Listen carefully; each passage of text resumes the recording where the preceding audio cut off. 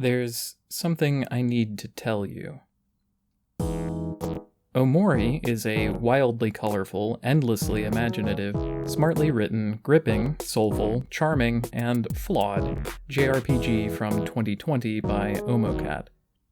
The video game is a form of art that contains all the others, so it's difficult to form a coherent argument about one without diving into ludicrous detail. And as discovering the narrative is one of the main driving forces in a first playthrough of the game, and because I will therefore necessarily be spoiling all of it to the greatest degree I can, I'm going to skip the entire analysis for the sake of recommending this one to you if it checks any of the boxes of your taste. Then go and play it, and then come back to me if you think you can even stomach listening to an armchair overanalyst pick at all the edges. As a slice, it has depression, headbutts, power levels, the ideal woman, a ruined version of the ideal woman, team attacks, emotional manipulation, horror jump scares, horror jump scares, horror jump scares, and emotional manipulation. I'm only being a little cheeky here, as you may come to realize if I do a good job. To lay the groundwork, I am, once again, going to have to describe the narrative in detail with the added twist that there are a few branching paths and then alternate endings. I'll do my best to lay it all out in a sequence regardless, although I really hardly need any excuse whatsoever to summarize something at length.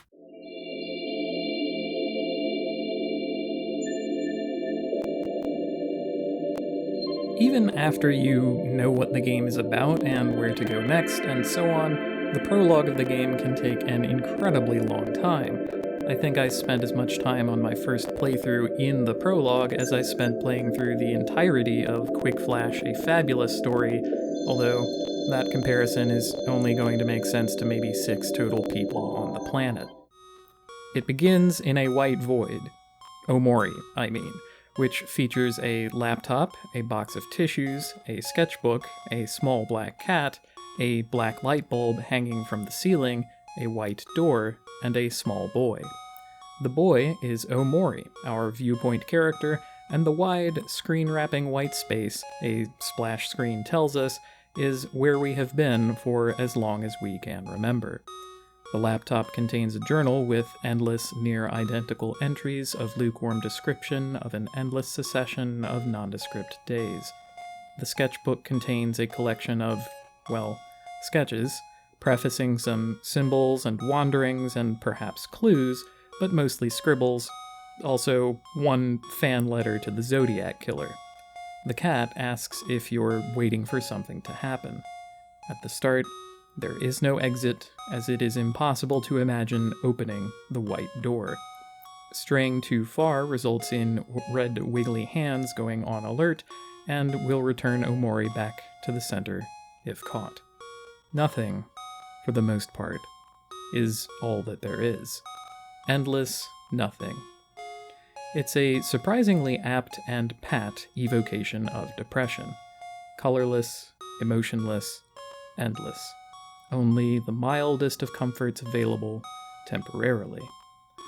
What brought us here is perhaps the entire story, and so, after poking around the room, a clattering sound is heard from off-screen, and Omori picks up the shiny knife. With that in hand, it becomes imaginable to open the door, and so, for the first time, we do. Far from the impossible to countenance horrors that could have driven a psyche to depression, a small children's room is on the other side of the door, full of toys and tchotchkes and a little mess. A large yellow cat on the far wall follows you with its eyes, a babysitter of a sort, and inside are Aubrey, Kel, and Hiro, the other members of the JRPG fighting force, child friends of Omori, so it seems. A micro-fetch quest acculturates the player to the meaning of the idea icon, one of the recurring symbolic motifs.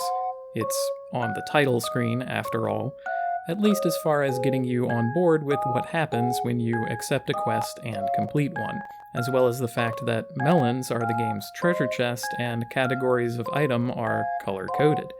How's that for efficiency? The snake gives you some clams on your way out, which are currency.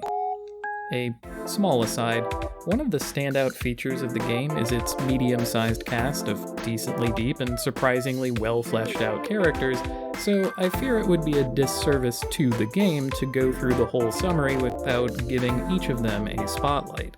I'll save that for a secondary summary. I told you I would seize any excuse, so if you think I'm shortcutting through the dialogue somewhat, it's only because much of it, almost all of it here in the prologue, for instance, is in service of building up those characters and showing us how they relate to each other. The kids meet with two more on the picnic blanket.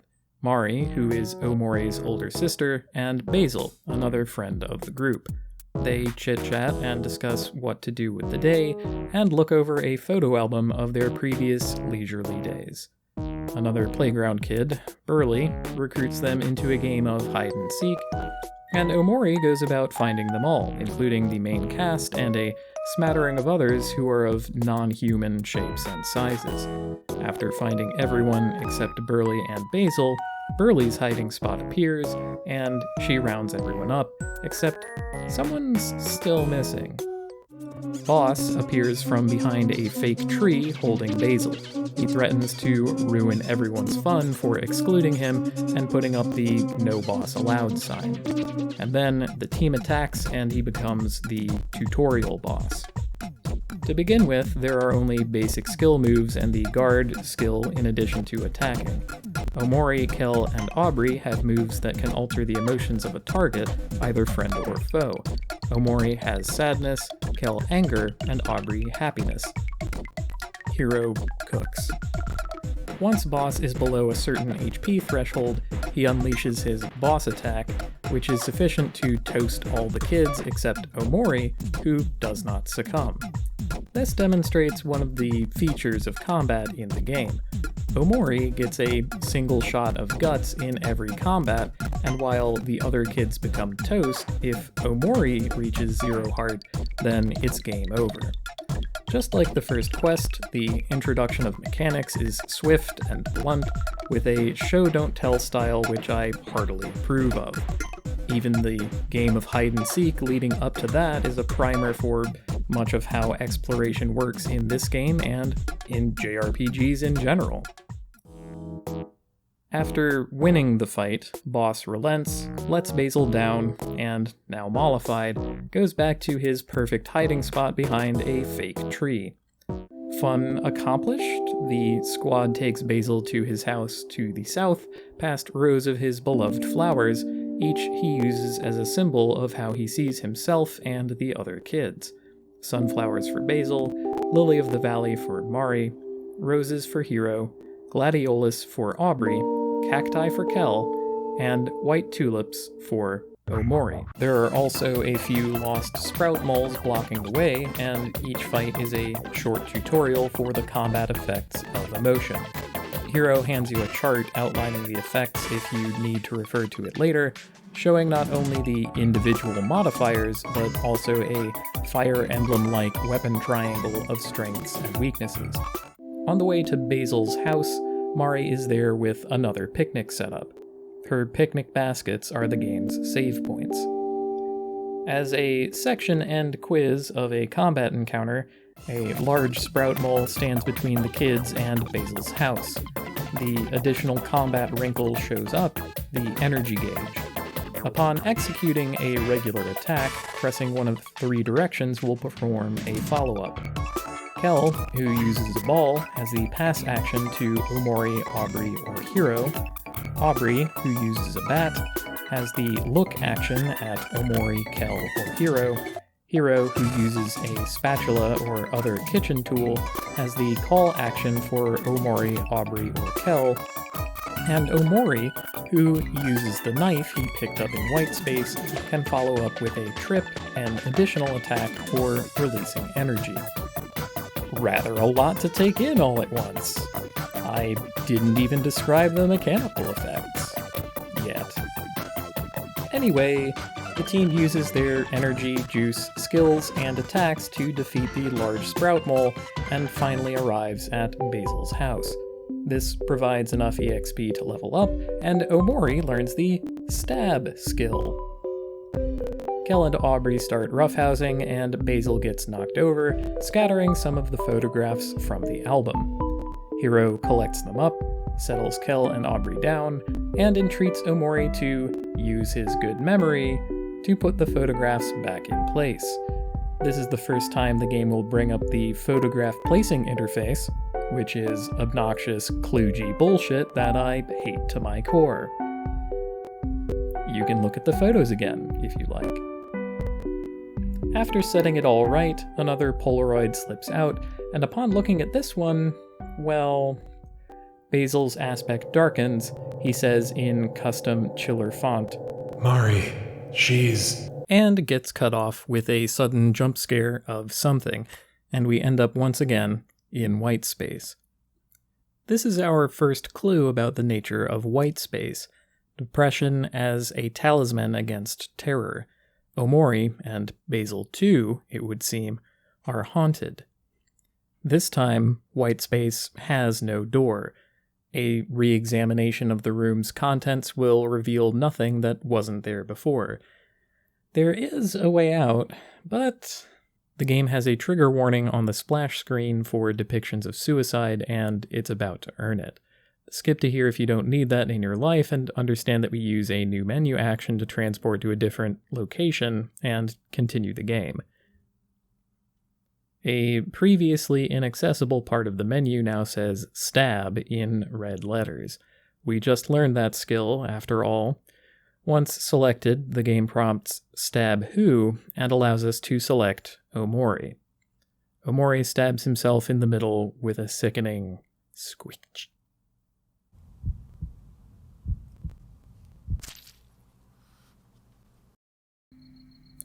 A young man awakens in bed in the dark. We are prompted to name him. The default, and how he is referred to elsewhere, is Sonny, but I chose Raimi for my playthrough as a bit of cheeky irreverence towards certain things that happened later. To stay consistent with my footage, I'll be referring to him as Raimi. If you enter Omocat as the name, it gives you an achievement. Raimi stumbles out of bed in the dark and grapples with the notion of walking down the stairs. Shadows loom and twist as an endless series of steps forbid the passage from leading to any headway, and finally, it strikes. Something behind you. There's something in the dark.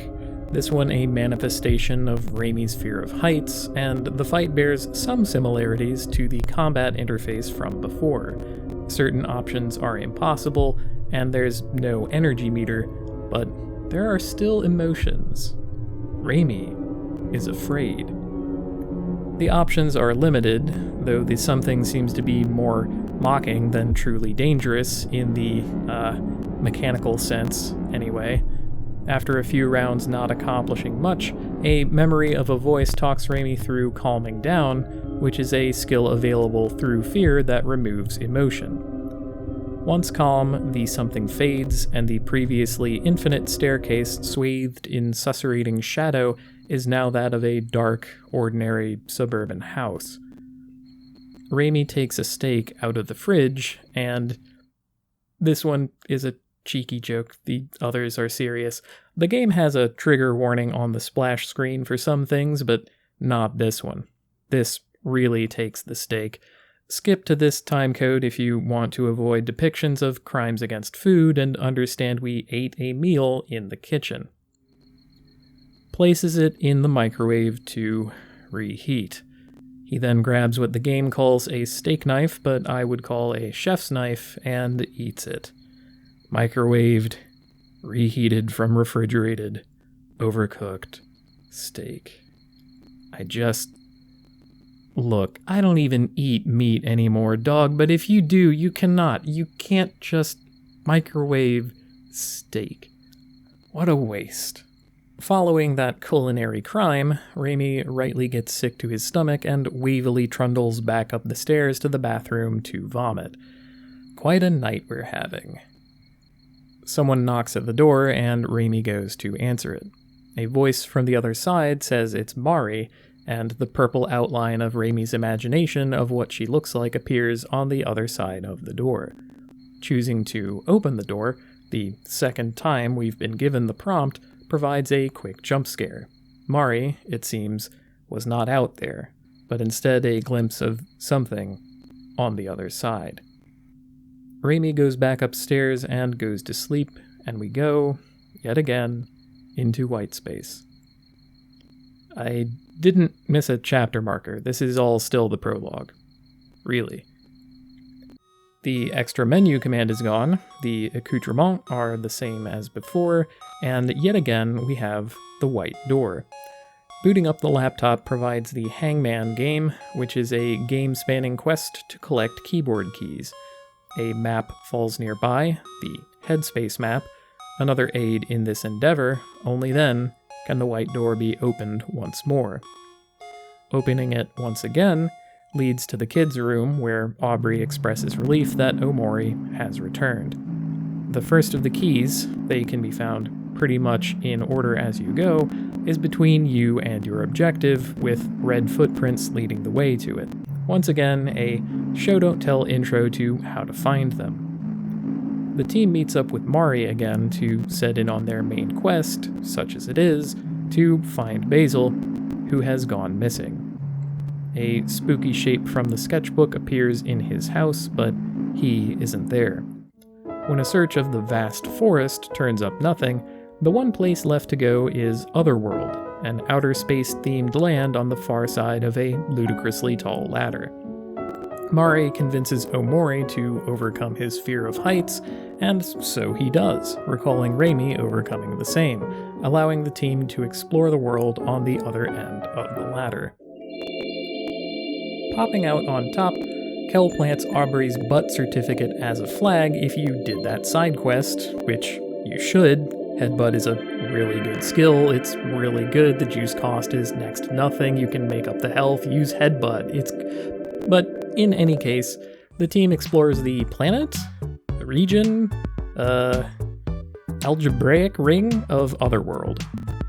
Distractions abound. For example, outer space's tiniest centaur earning second place in the most horse contest, but the main thrust is toward the space pirate base and the bedridden leader of them, Captain Spaceboy, who, it seems, can't get up the gumption to go do space crimes with his space pirate crew because he's lovesick, missing that special spark of music in his life, told to us takes the form of a special mixtape.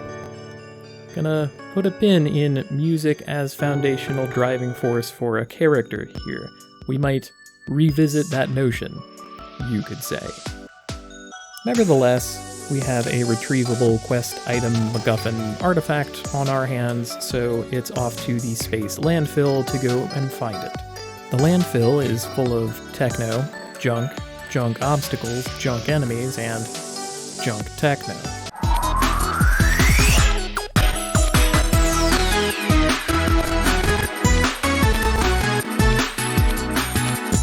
Upon encountering a traffic cone as an obstacle, Omori slices it out of the way with his knife. Sure. The next obstacle, though, cannot be sliced. This introduces another incredibly cute and endlessly charming feature that the game has, the tag mechanic. It's essentially just changing which kid is the party leader, like a million Brazilian JRPGs have this feature. You can press the L and R buttons in Final Fantasy IV to switch which character moves around on the overworld. In Lufia: The Ruins of Lore for the GBA, switching who was in the lead would access their dungeon action, which built off of the dungeon tools of Lufia 2: Rise of the Sinistrals on the SNES, the only good Lufia game ever made.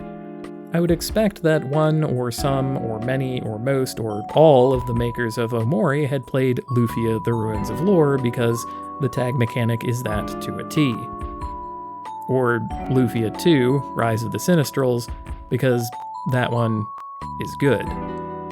Except it's even better in Omori. When you tag someone, the game plays a lens shutter sound effect and a Polaroid appears on the screen representing the action of who is tagging who else. There's one for every combination. This. This is the thing that you should fight to keep in your game. This is the beginning of what I describe as the endless charm of this video game, the reason to persist in playing it, the soul of it, plonked out on the screen for you to take in. And honestly, it is what sunk a big hook into me and pulled me on the rest of the way through playing. Up until this, the game had been, cute. We got some cutesy bits, we got some horror jump scares, we got some mild characterization. I promise I'll do the character bits. But it was, on the whole, kinda okay, Nothing special, really. This made it special.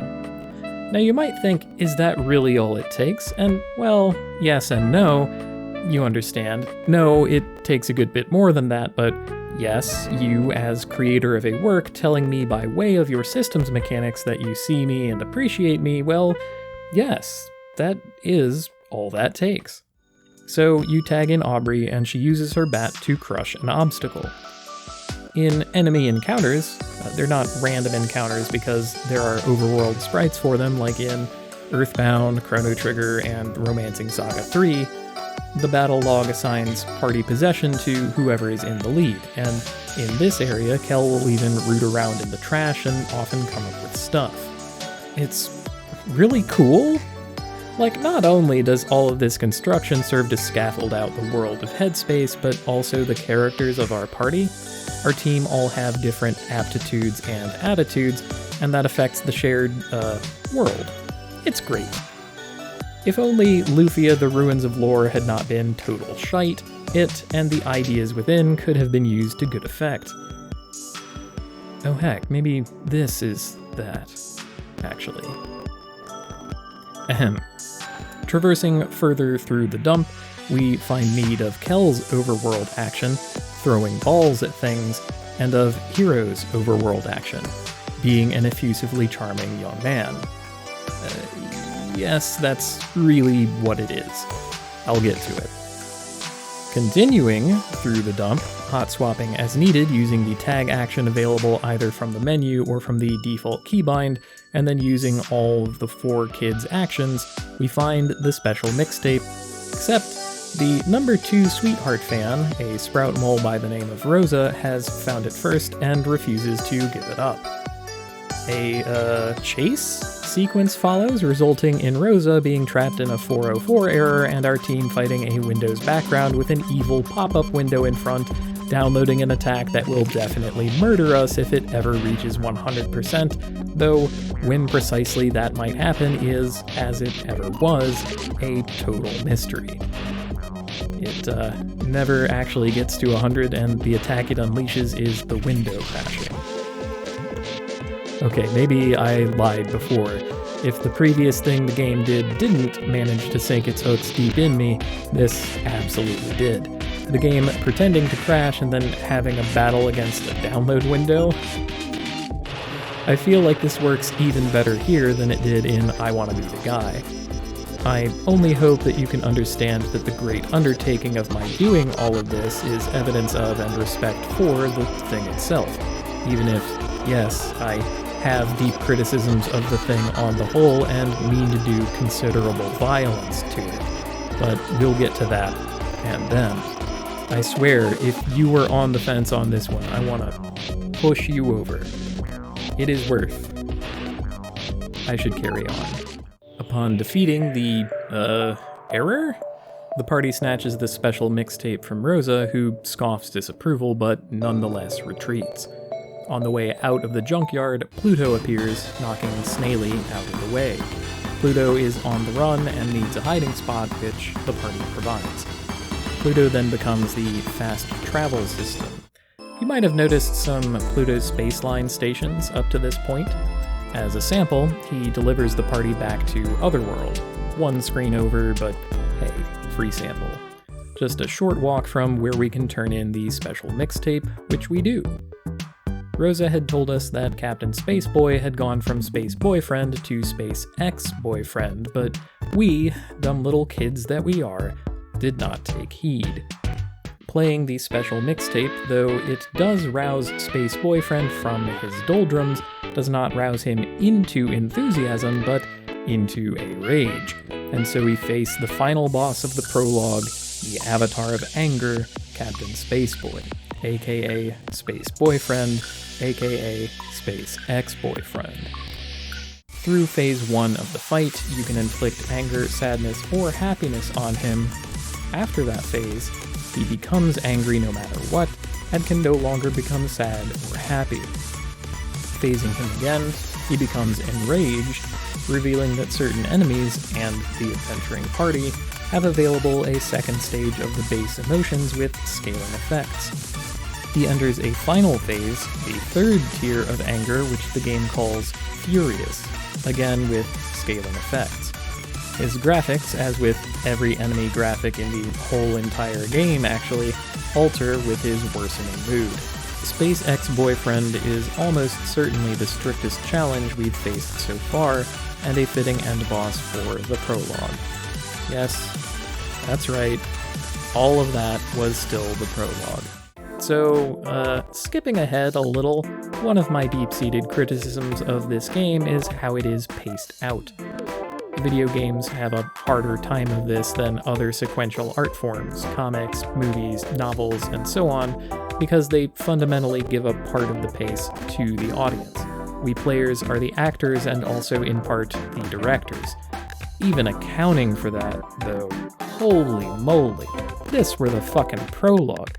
We're not even out of it. Upon returning to the latter, the shadowy form of Basil appears at the entrance to the Cattail Fields, and while you don't have to follow, we are trying to find Basil, right? Entering Cattail Fields renders Omori alone again, darkens the screen somewhat, and removes all the enemies. Shadow Basil leads us further on, and stopping in certain places will replay memory fragments from Raimi's life. At the end of the path, a barn emanates an eerie red light. Entering it, Omori finds an oversized picture frame with a teal and pink pattern in the picture. Entering the picture places him in a black hallway, where rests another of the keys by a stand of sheet music with a family portrait on the wall behind, whose eyes get subtly crossed out. Then, it's spooky time again, and Omori is whisked into white space. And we use the same menu action as before to move over to the waking world. A slide marks the chapter transition to 3 days left. You can perhaps understand why I found myself puzzled the first time I played Omori, as it seemed to be letting out the rope rather slowly, shall we say, and I found myself finally out of the prologue after 3 play sessions and several hours. My first instinct was to worry at just how much it was going to take to complete, but that was quickly remedied by the chapter title being the way it was, putting a strict, if ominous, upper limit, so it seemed, on how many chapters could exist. While I do understand the long-form structure now, I believe it was at one point in story development a little different, and some of the leftovers got repurposed, and now what we're left with is a prologue that is pretty long and can be extended to be way longer. This time, the sun is out, and there is once again a knock at the door. Kel's voice calls from the other side, and Raimi imagines him as he appears in headspace. This is the major branching point in the game's story, and the story that we end up uncovering is pretty substantially different depending on whether Raimi does or does not open the door. I'll do my best to cover all the scenarios, but I do not believe that with this, or with other stories like it, that there exists a single definitive path that is worth discussing at the exclusion of all the others, even when one is called the true path, or what have you. And at the same time, for the sake of breaking down a work as much as I can, it wouldn't be honest to just choose one of the paths and ignore the rest, or to pretend that all of them are happening simultaneously somehow, as each is experienced sequentially. And also, covering all the different paths as I mean to do doesn't necessarily form a more complete reading than any one particular path. It's a tricky thing. Video games are like plays we perform for ourselves. Whatever you did is how it goes. For now, we will not open the door. Raimi takes a look at his chore list that Mom left behind. A voicemail from his mom reminds him that they are moving out in 3 days, and that he needs to finish his chores before then. He picks up a broom and cleans up the floor. Room after room, dust pile after dust pile. Once Raimi finishes, it gets dark once again, and the big empty house grows infested with spiders. The walls, the floors, the stairs, every surface is absolutely crawling with them. Raimi gradually walks up the staircase and is struck 3 times by huge spider feet from little holes in the wall. Once at the top, when he finally can't take another step and huddles over in fear, that's when it appears. Something in the walls. The battle with something in the walls goes much the same as the first time around. Raimi's attacks are useless, the calm down skill remains from before, and after calming down and weathering the attacks from the something, a supportive voice encourages Raimi to remember how to focus. And just like that, the spiders are gone. Raimi stands by himself in his mom's dark house. The only thing left to do is go to sleep, and so he does, returning to the world of Headspace. Back once more in White Space, Omori leaves through the white door and meets up with his friends. At Mari's suggestion, the team continues the search for Basil in Firefly Forest, which is blocked by cobwebs and full of spiders. Most of the enemies in this area are some kind of spider, and Hero will begin battle afraid, an emotion which limits skill options and participation in follow-ups. A minecart track runs the length of the winding forest path, and at its terminus is a barrier that Aubrey cannot bat down. The minecart itself will not go all the way, as there are missing pieces of track. Instead, the party collects a box of matches, ventures into the side areas where spiders have hidden away the missing track pieces, and lights candles to distract their attention so they can collect them, 3 in all. This is decent, basic dungeon design, with an eventual goal made clear, and an obstacle in the way of the most direct path inducing diversion from it. The way that shadowy claws grasp you from above to deposit you at the start of the candle rooms has a bit of spooky timing to it, and I'm sure this entire area is potentially far more uncomfortable if you have a fear of spiders yourself. If you already know what's up, you can get through it pretty quickly, and if you don't, discovering what to do as well as getting distracted and maybe even a little lost in the place is fun enough. There's plenty of goodies to grab, and if, like me, you really like filling out bestiaries, there are lots of new and unique monsters ambling about. Is he going to talk about the place where you get the H key? Yes, I'm going to talk about it, just not now. There's more forest, but we'll get back to that. The cart, once the entire track is in place, gets up enough speed to smash through the barrier, allowing the team to cross to the far side of the forest. The remaining area is a short, winding path littered with sprout mole corpses and containing no enemies. An ominous build-up to the next boss, the King Crawler. There's some neat additional complexity to the fight, but it isn't too daunting. King Crawler's main trick is summoning a sprout mole and then eating it if the party doesn't defeat it first. This will restore around a quarter of its life and make it happy. It can also spend an action becoming angry, so if you were exploiting its emotional vulnerability by making the party sad, it can flip that on you, which is neat. Aesthetically, the thing is pretty cute, or horrifying, depending, being a kind of centipede made of a winding chain of conjoined sprout mole corpses, and being able to restore itself as well as doing strong single attacks or party-wide hits, it sorta demands your attention. Between the self-restoration and the party-wide move, this is probably the first time energy will play a major role in the fight. From my perspective, the thing seems purpose-built to near demand it without being an outright gimmick, like that one boss in 7th Dragon 3 who regenerates his full life bar at the end of every turn. So with that, we have a decent dungeon and a decent boss. What more could you want in a chapter?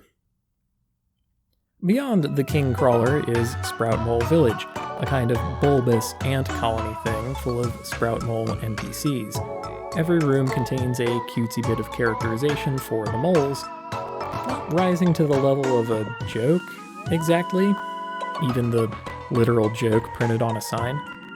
The game does this sort of thing all over the place, actually. There's a lot that will elicit a sort of, huh, or a, huh, cute, but no full-on joke material like the entire grift mechanic from Jimmy and the Pulsating Mass.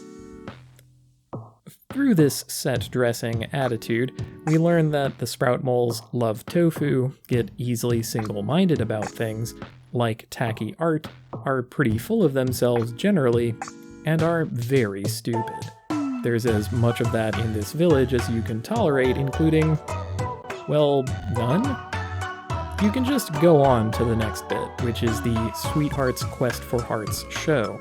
The team has front row tickets to the show, having gotten those from a group of Sprout Moles who became lost and attacked the party in their derangement. The party sits back to enjoy the show, which starts off with a memorial for the Grand Mole before introducing the 3 contestants, 2 Sprout Moles and Snaily. Snaily was a bit of a nuisance NPC who existed to prevent you from entering the junkyard until you had talked to the space pirate and gotten the quest for it.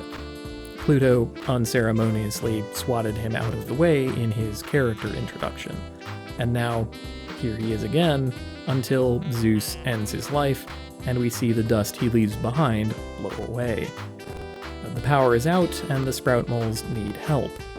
In the colony basement, there's a large plug that has been unplugged. Well, here's your problem. With that fixed, the team returns to the show, only now it's down a contestant, and Hero gets headhunted to fill the spot. He can't say no because he's such a pushover, and the rest of the kids think it's a fun idea anyway.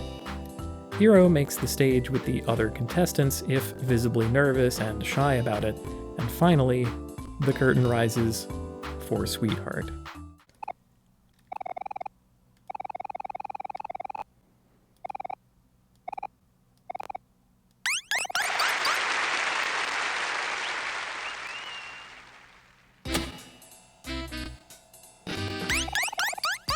Now, I know that textually, Sweetheart is meant to be obnoxious. Every text description in Pezzy's house, Pezzy is Sweetheart fan number 3, after all, refers to images of Sweetheart as an obnoxious-looking person, and her shrill, squeaky laugh is meant to be abrasive. She is also completely self-obsessed and treats everyone else as if they are beneath her. She's perfect. The, contest is to become her suitor, and she harshly and immediately judges the first 2 contestants unworthy, sending them off to the dungeon. Hero, of course, being an effusively charming young man, catches Sweetheart's eye and she demands he submit to her completely and be escorted off to her bedchambers to be married later. Now, that sort of relationship is one I can only find acceptable in real life in the case where all involved are adults and have a mutual respect and understanding going in, with no external power dynamics or potentially compromising leverage. We're missing a lot of those tick boxes here, not least of which is that Hero is a kid, and they met each other seconds ago. Even still, Hero requires encouragement from Aubrey and Kel to reject her, which sends Sweetheart into a huff and ends with all the kids being thrown in the dungeon. Oh heck, an actual textual dungeon. How about that? It does have me a little worried at the, shall we say, size of it all. I mean, we already went through a dungeon, metaphorical, leading up to this one, and now we have this up and down, in and out, switch pressing affair. It isn't too long in itself, really, and the enemies are a little easier to avoid since they are all on strict patrol patterns rather than random wandering. and there's plenty of delightful flavor sprinkled about. More if you go looking for it. For instance, a bespoke jail cell for space boyfriend. But I suppose I interrupt myself. The party makes their way out of the dungeon and into Castle Sweetheart. The team puts on the Sprout Mole masks they got from defeating King Crawler as disguises, which allows them access, more or less, to any of the 4 wings. Directly bumping into the patrolling adventurer moles will cause a battle, with an initiative roll at the start that will result in a stat advantage or disadvantage for the enemy party. The main entrance is blocked by a crowd of Sprout Moles, and Hero suggests that they explore around in the meantime and wait for the crowd to disperse. Each of the wings has a mini quest to do, and they can be done in any order, and the crowd only disperses after doing all of them. So, dungeon time again. Going to the kitchen, the party is recruited to make a cake. The first sous chef mole provides, something less than perfect instructions, for instance, telling you to preheat the oven to something around room temperature. Little aside, between this, the plug shape, and some other stuff, it's pretty apparent that the game is supposed to be centered in the United States, so for anyone outside of the US, those are Fahrenheit degrees being referred to. It isn't too hard to decode the bad instructions and come out with a good cake the first time, but there's also an achievement for messing it up and getting him killed when he tastes it, so who can say what's right or wrong here? His replacement will give you accurate instructions, and upon successfully baking a cake, you will be allowed to move on. Back in the main hallway, an armored Sprout Mole will call you out as imposters and attack. Sir Maximus is the first mini-boss of the castle, and has a gimmick where he will unleash a powerful party-wide attack when he gets to low health. This event will interrupt the usual turn cycle, and he gets his regular move in that turn, so it's easy to get toasted if you don't give him a little respect. I would usually consider something like this to be a foul in a turn-based JRPG, but considering you have him outnumbered 4-1, and one of his moves is to do nothing, I will let it slide. Sir Maximus having been sorted out, the party continues to the bedchambers by way of an elevator. I have some competing definitions in my head for what qualifier defines a proper mother's daughter, known to others as an Earthbound-like, perhaps.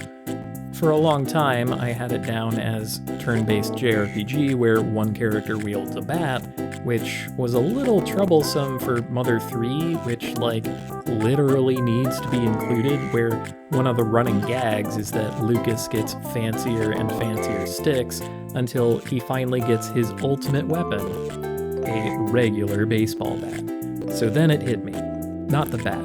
A turn-based JRPG where you go up an elevator at some point. Omori qualifies in both ways, so.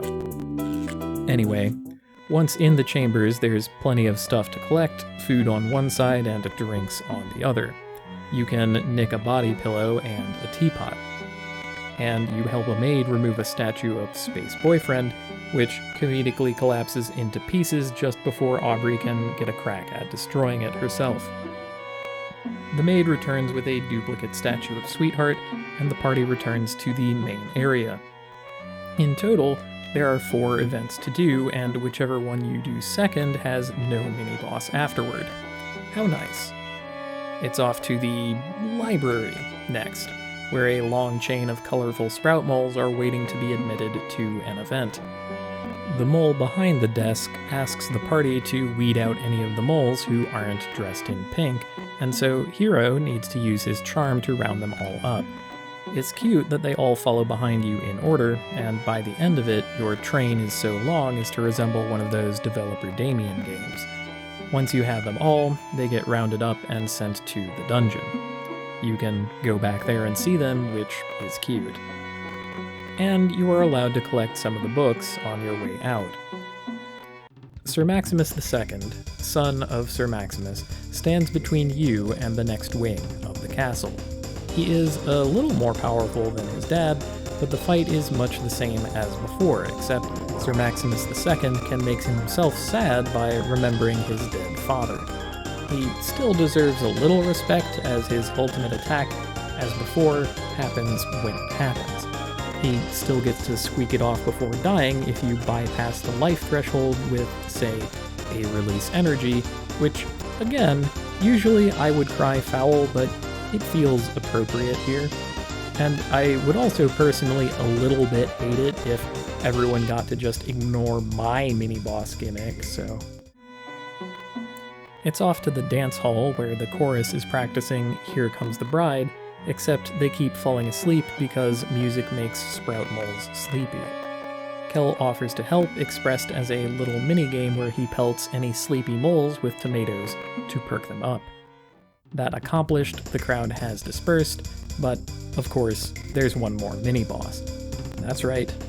A keen eye to see through our cheap disguises and a chip on his shoulder filled with vengeance for his fallen father and grandfather, and a mixed metaphor in my description of him, is Sir Maximus III, son of Sir Maximus II, grandson of Sir Maximus.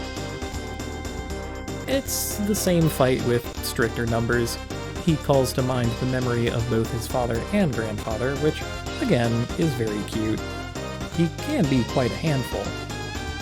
The party sorts him out too, though, and we move on, finally, to the courtyard, which is a 4-quadrant hedge maze. You have got to be kidding me.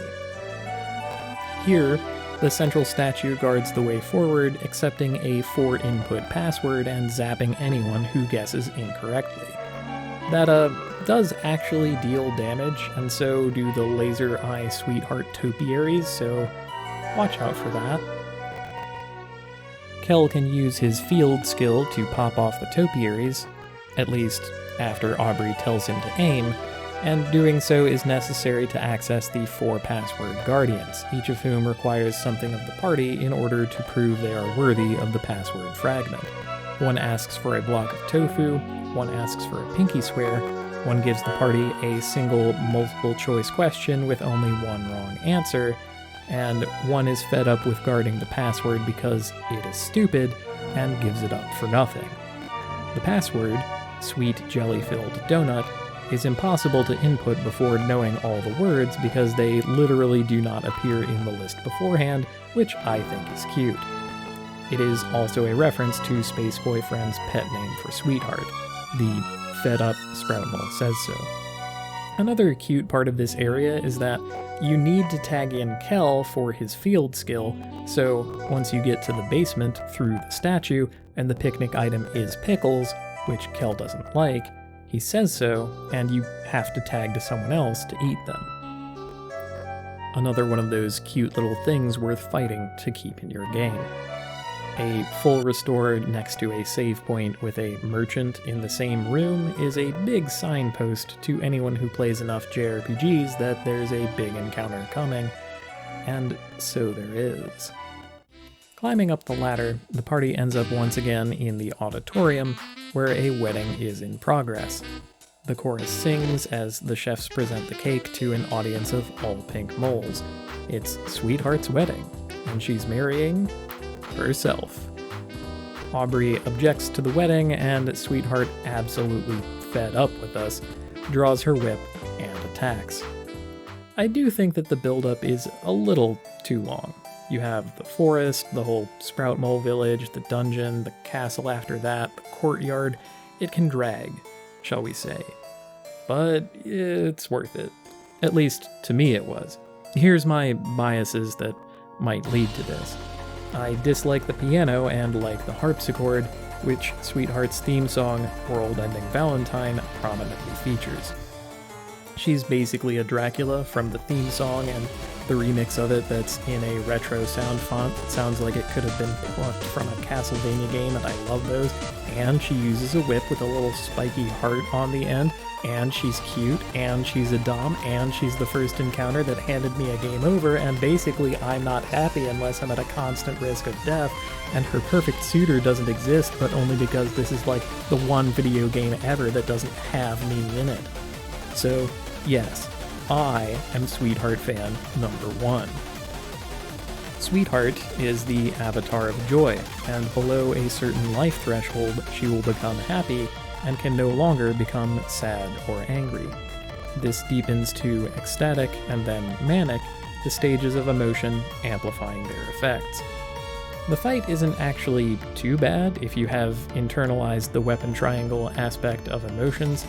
Happy is advantaged over angry, which is funny for her relationship to Captain Spaceboy, and making the party sad will double insulate them from her attacks with the dull attack damage decrease and juice shield aspect of sadness, but also she has a party-wide move that deals damage and makes everyone angry with her annoying laughter, so that can be a bother. Sometimes, even if you know what's up, it can be a kind of crapshoot, since being happy lowers your hit rate. What will happen is she will whiff on one of the party with her attack, which means you don't get energy for that, which can leave you short of an unleash. Like, damn. Sweetheart is the best. I love her.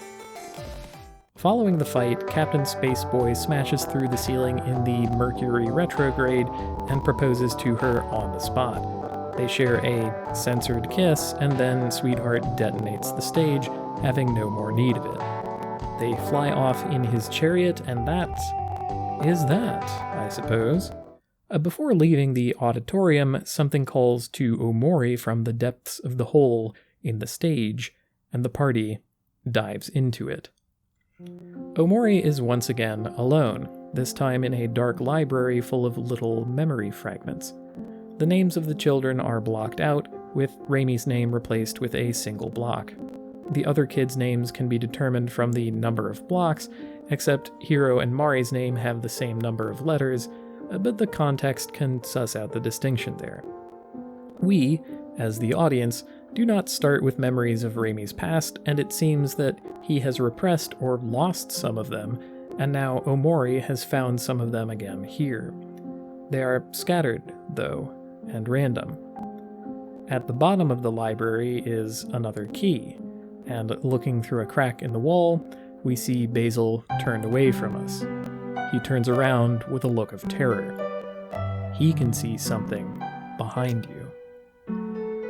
That being again too frightening to countenance, Omori once again appears in white space, and once again leaves by the, same method.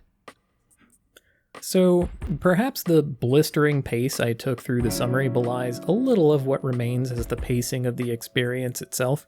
There is, for instance, a small offshoot of Firefly Forest that you might find your way into. If you do all of Sprout Mall Village, there's a few quests and treasures, and also a bonus boss. The dungeon of Sweetheart Castle has a secret area accessible from the lower level, and much of Sweetheart Castle itself is optional, including a mushroom that teaches Omori a new field skill, and a hidden basement full of rare bears. The maximalist playthrough, shall we say, has many distractions available, and after the darkness calls to Omori, you're allowed to ignore it and go elsewhere. I realize that one of my criticisms of the prologue was that it really spun on for a while, and now the next chapter also seems to be a little bloated. And yeah, is this gabagool really complaining that there's too much video game? Yeah, kinda. I come down harder on this game than I do on others for incorporating exploration elements that serve too little purpose, because there is so much narrative to it that's so good.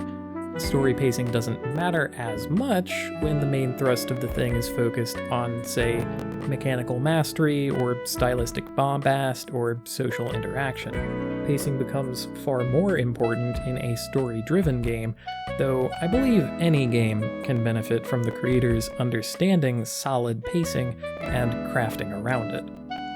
I am either evaluating a work and determining a main focus and forming my criticism based on that, i.e., what is this trying to do and how well is it doing that, or I'm projecting one into a work based on the experience within it I felt was the most complete.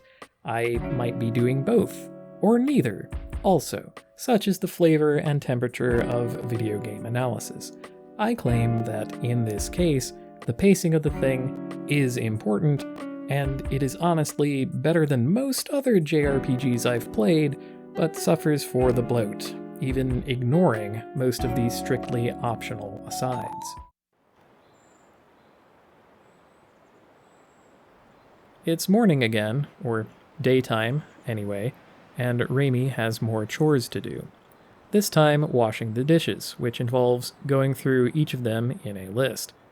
If you go too fast, there is a chance you drop one of them, shattering it, which is a cute touch. After cleaning the dishes, it gets dark again, and Raimi decides to take a bath.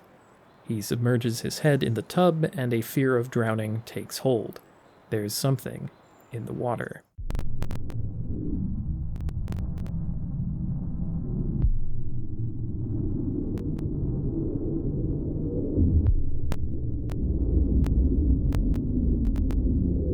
This is much the same as with the other two. Calm down in order to stay alive, until a helpful voice encourages Raimi to persist, which in this case must be done 3 times, each time changing the background to be visibly getting higher out of the water. Raimi pulls his head back out of the tub. If you need a pick-me-up, you can try activating your mammalian diving reflex by holding your nose and running cold water over your face for a few seconds. It is said to feel good, as a rush of oxygen is sent to your brain. I've only had mixed success with this myself, but I know I'm a freak and I'm not normal, and so on. Passing the baton to Omori again, the boy steps outside to see that everyone is gone.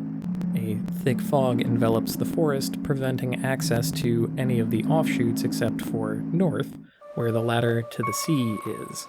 Kel is here, and encourages Omori to overcome his fear of drowning so they can go to the last resort and meet up with the other kids. They swim across the water to a well, which takes them to Deep Well. Kel apologizes for forgetting just how long it takes to get there. After getting a lift in a cab, the two arrive at the last resort.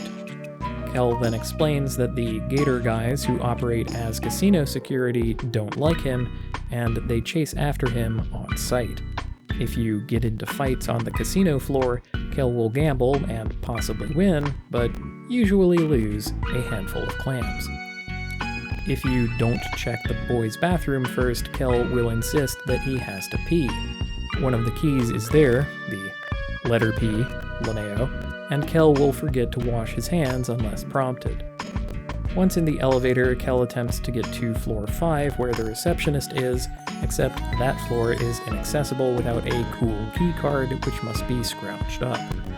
The basement and floors 2 through 4 are accessible, however, and contain the necessary plot items and lots of optional little extras. The necessary components are a cool keycard that someone just left on a bed, and a bottled water. Burley is in the way on floor 5, and if you don't have the water, then Burley will refuse to get out of the way. That all sorted, the pair continue to reception, where Aubrey is running the front desk, absolutely inundated with phone calls. Kel gets through to her that she isn't a secretary, and that she should quit her job and join them again in their quest to find Basil. Aubrey gets a phone call from the boss, Mr. Jossam, who tells them to come see him in his office. The kids beg him to let them go, and Mr. Jossam agrees, except that when they ask for Hiro, well, Mr. Jossam says Hiro is the ultimate worker, and there is simply no way he is letting go of someone so valuable. I reiterate here that the kids are doing all of this for no pay, just so you know. And also, why? Why is there always child labor in these games? I swear to God. Whatever. At least here it's in a spuriously subconscious dream world. Nevertheless, Hiro remembers his important quest and insists on leaving, which prompts Mr. Jossam to summon his goons. The battle against Mr. Jossam has a pretty strictly enforced gimmick where the Gator guys will take any hits that are directed at him, even party-wide moves, and if Mr. Jossam is missing any Gator guys, he will summon another one. Summoned enemies act immediately in this game, which I would again call foul on if the resulting fight were too demanding because of it, but in this case it isn't too hard to knock the gator guys out of the way, and Mr. Jossum doesn't have much health of his own, so you don't have to break through for much in order to end it. If you can manage to knock out the last gator guy with Omori's regular attack before a release energy, it will one-shot Mr. Jossum. So that's nice. On the balance, I like that fight. Strict gimmick, sure, but it is informed by existing mechanics and kinda charming. Mr. Jossum himself has a kind of unflappable charisma to him. After he is defeated, Mr. Jossum calls in his other ultimate employee, and Pluto crashes in from the ceiling. He powers up into Pluto Expanded and blasts the room apart by so doing. I'm just gonna let this part play.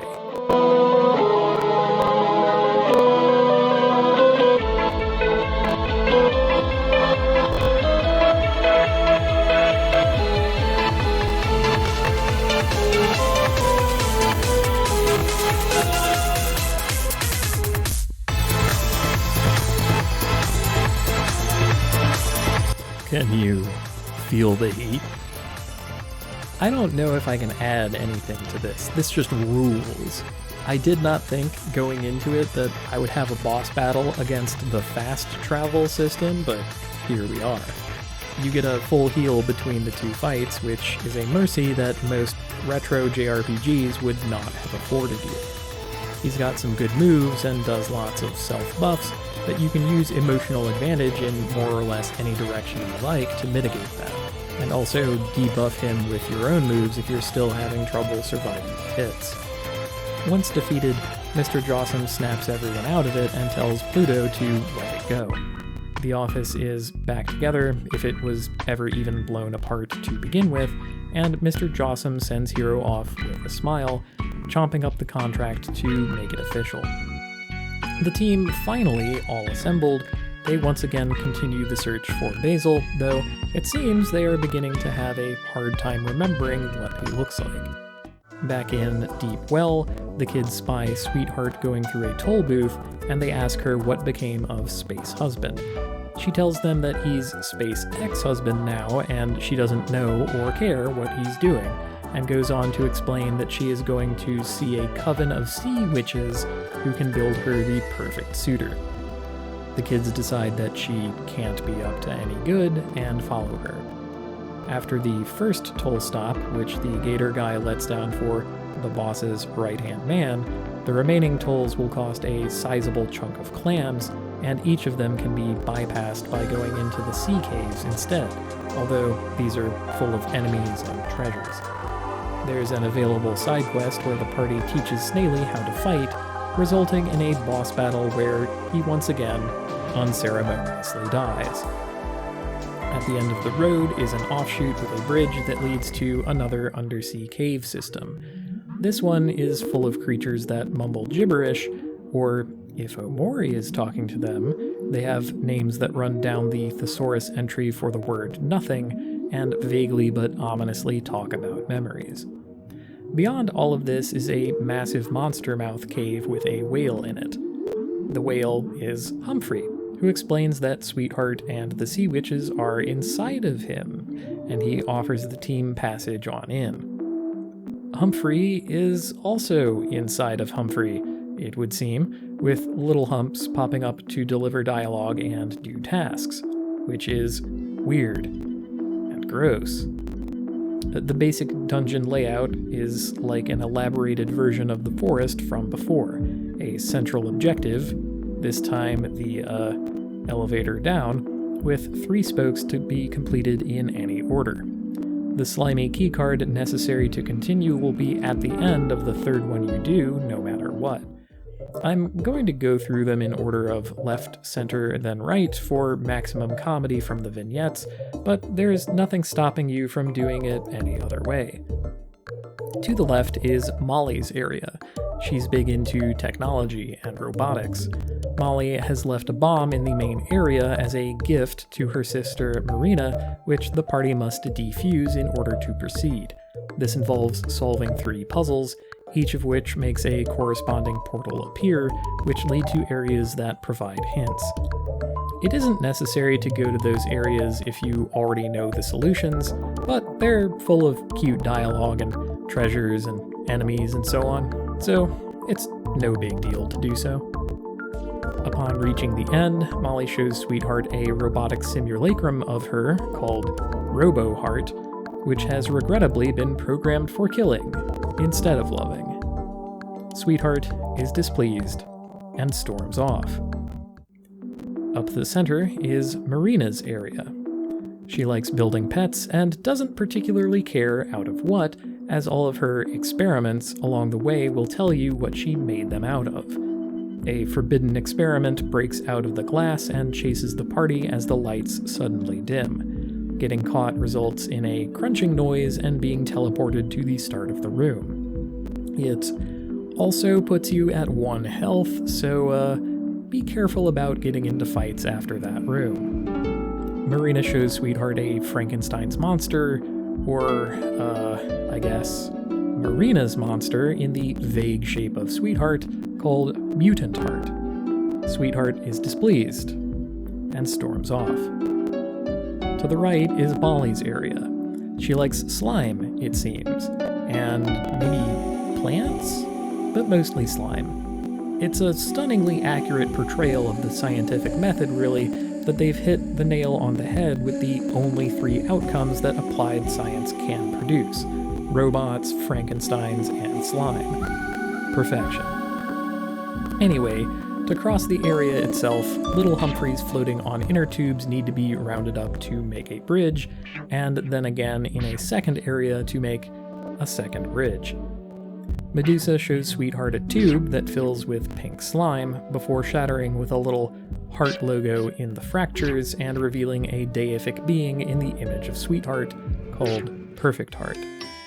Despite having no outward flaws like the others, Sweetheart simply says, "I don't like her," and to this, Medusa storms off before Sweetheart can, leaving Perfect Heart behind. With all 3 areas done, the party gets the slimy keycard and goes into the, basement to see what the commotion is all about down there. The Sea Witches confront Sweetheart about not paying them, and Sweetheart storms off one final time, telling them that these kids, indicating the party, will see to the bill. The party tentatively asks how much the witches are owed, and they quote 1 million clams, to which Aubrey says, "We don't have that kind of money." But 1 million is an imaginable amount to farm up if you're dedicated to doing it. Took me a mere 8 hours of squizzards at the, literal farm. So what if you do have that kind of money? Well, instead she says, "We can't just give you that kind of money," which is another cute touch and definitely worth fighting to keep in your game, especially since this one is like one if statement that checks one variable. Pretty inexpensive include.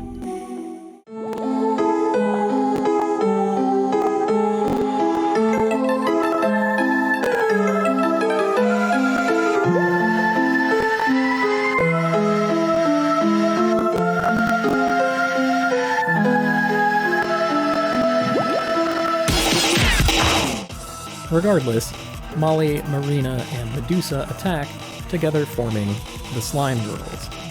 They've got some pretty aggressive and funky moves, involving swapping party heart and juice, messing with everyone's emotions, and hurling explosives. When they get desperate, they'll do all 3 of those things in one action. It will keep you on your toes, shall we say.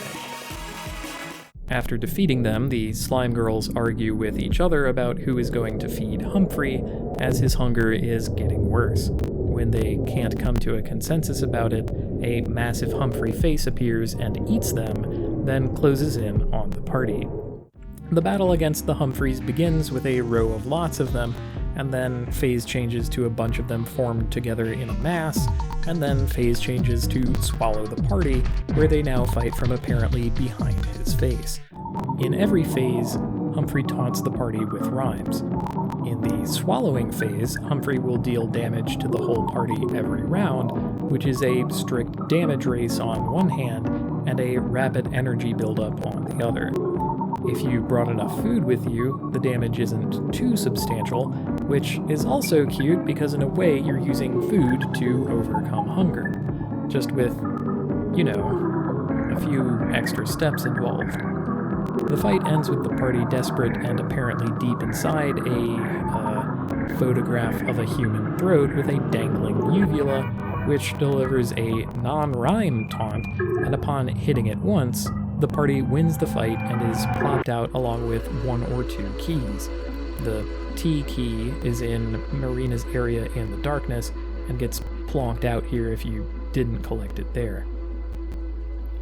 Humphrey dives into the water, leaving a whirlpool behind. If you've been keeping up with your Hangman game, W is the final key you're missing. If not, it's up to you to use the hints to go to find whichever ones you need. Beyond the whirlpool is a winding sea path cut with messages to the Dreamer, a name which other characters in Headspace have used to refer to Omori. This disembodied voice speaks of the truth that was the cause of all of this, and speaks in the vaguest terms possible, although revealing that Deeper Well has an effect on the Dream Kid's memories, and that this search has happened before, which is why skeleton versions of the kids can be found throughout the game, and why some of the no-names in Deeper Well resemble the party. The implication is that Omori has buried the truth deep down, and upon getting too close to it, starts over, remakes the dreams, and buries the truth somewhere else in Headspace. The referred to locations, the barn in outer space, the fallen library, and the lighthouse, are all places we have been before. Except the lighthouse. Wonder what that's about. Spooky stuff, though. Still, the voice compels Omori to find the keys and go through the door that they reveal. Doing so is required to continue the chapter. That recurring haunting shape appears outside a window, and interacting with the window will teleport the party to the kids' room with the big yellow cat.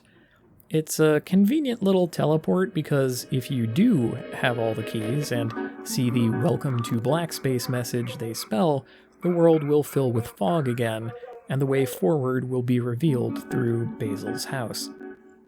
Basil's house has a hole in the floor. It actually starts off small, and if you come back to see it over the course of the game, it will gradually widen, which is a neat touch. With all the keys, though, it can be dived into, like the hole in the stage from earlier, and Omori lands, alone, in a pool deep down. Moving through the water, and then a spider's web, and finally up a wide staircase, reminders of the 3 fears we have overcome to make it this far, he reaches an open casket with a lifelike Mari, surrounded by white egret orchids. A spooky jump scare reveals a black door that sends him to black space, which is an inverted mirror of white space, full of doors and strangers. The final fear to overcome, it would seem, is fear of death. Before, what with Basil vanishing in the first place with his chiller line and so on, Mari being dead the whole time has been somewhere between properly foreshadowed and heavily implied. This is closer to a direct statement. It also seems like she might be a Sadako or something, but we'll see. Each key will open one door and lead to the next key. The wandering strangers will again give cryptic clues about why all this is happening.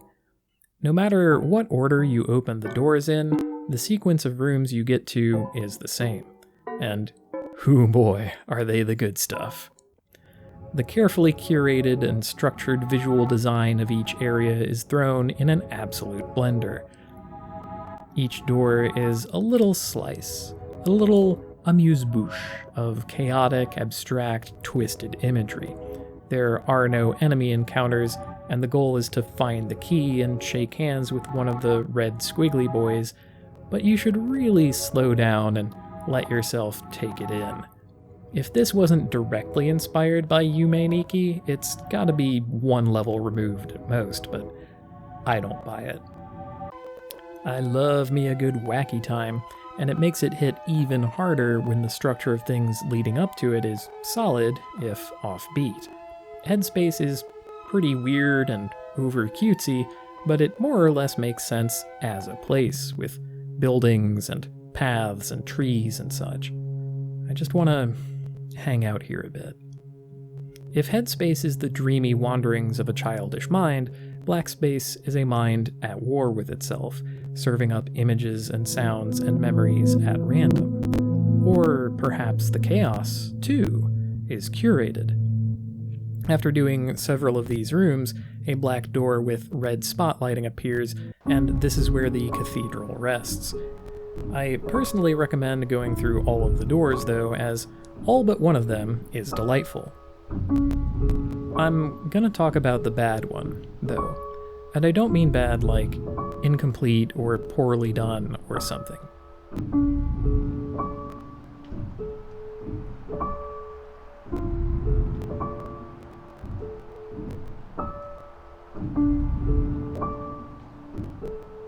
Here, it's one tiny room.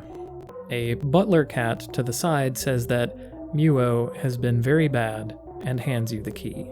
Now, in every other room, after finding the key, all you need to do is find the nearest red wiggly hand and it will take you back to Blackspace. But there aren't any here, and none will ever show up. Muo is on an operating table, and upon talking to her, a prompt will ask if you want to cut open Muo. You can do so something like 10 or more times, each time the text of Muo's reaction becomes increasingly desperate, and eventually, after one of the yes prompts, you will cut open Muo. This doesn't do anything. In order to leave, you have to open the menu and use the stab option again, which is only here for this room. You can't even access the menu in most of Blackspace. It's just cheap. A little, haha, gotcha. Bit of a personal aside. Earlier this year, while I was playing through Omori, my cat developed a very aggressive cancer.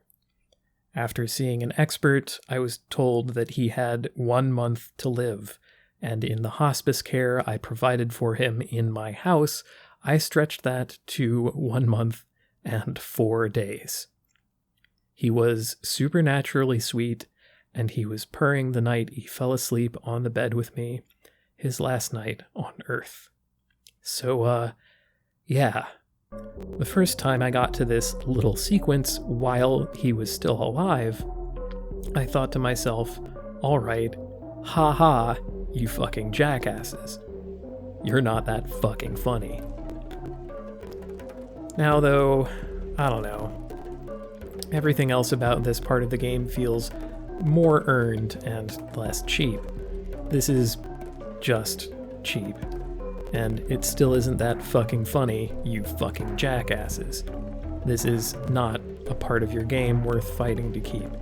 It's a mandatory room in any route, and it should be patched out. Upon entering the ominous door in the red spotlight, Omori will enter a mountain area with a church on a hill. Basil is in the church, suspended by a tendrilless black mass. The shadow Basil, the other half of the one who split in two on that fateful day, either forms or is the black mass also, and verbally laments Omori's cowardice at not confronting the truth, and then attacks, except Raimi is shocked awake, and it is as Raimi that we face the shadow Basil, called Stranger, half consumed in his darkness. The skills fail to function, Raimi cannot calm down, cannot focus, cannot persist, and the attacks do nothing. The Stranger puts Raimi on death's door, and the battle screen fades. Raimi now ascends to the throne of red hands, first running, then walking, and finally crawling, to tag in Omori, who, once in control, appears back in the church. The stranger is gone, and only Basil remains. Omori and Basil ascend together on a ladder of red hands, out of the backdrops of the twisted black space, up through the depths, and into the purple sky, where the big yellow cat is waiting to put everyone to sleep. Basil, Mari, Kel, Hiro, Aubrey, and Omori, all tucked in bed. A little circusy music box plays. And that's the day's end. Boy, that was all pretty weird. If you take in everything that's said and try to piece something together, it's possible you'll figure out what's really going on. Hell, you might actually come up with something that's better, or at least more compelling or interesting than what textually transpired and led to all of this. But that exercise, this time, is all that we're left with. It is time now to ignore all of that and go to sleep. We did it. Basil's back.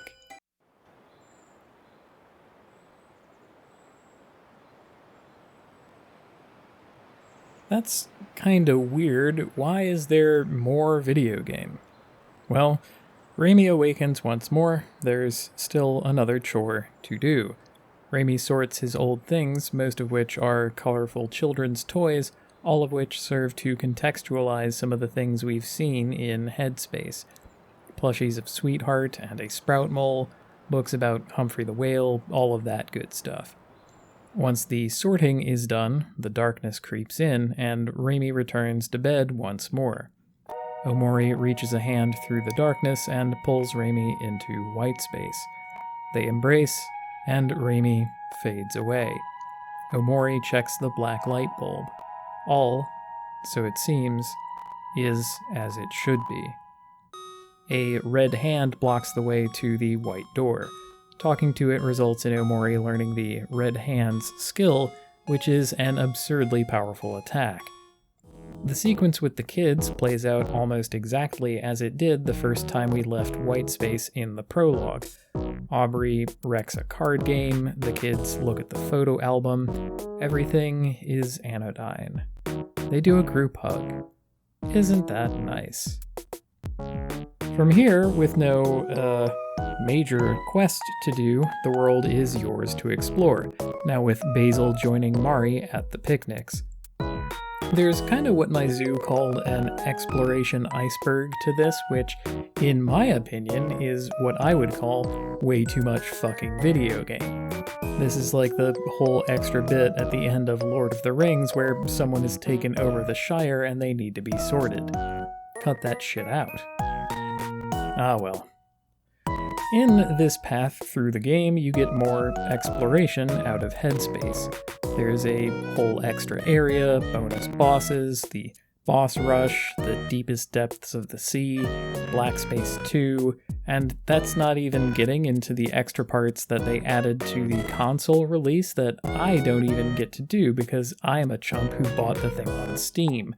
So, let's pick a direction and go. In Otherworld, Pinkbeard worries about his son and is out looking for him, starting, reasonably enough, in his room. A crow hands him some batteries he found, which Pinkbeard scoffs at.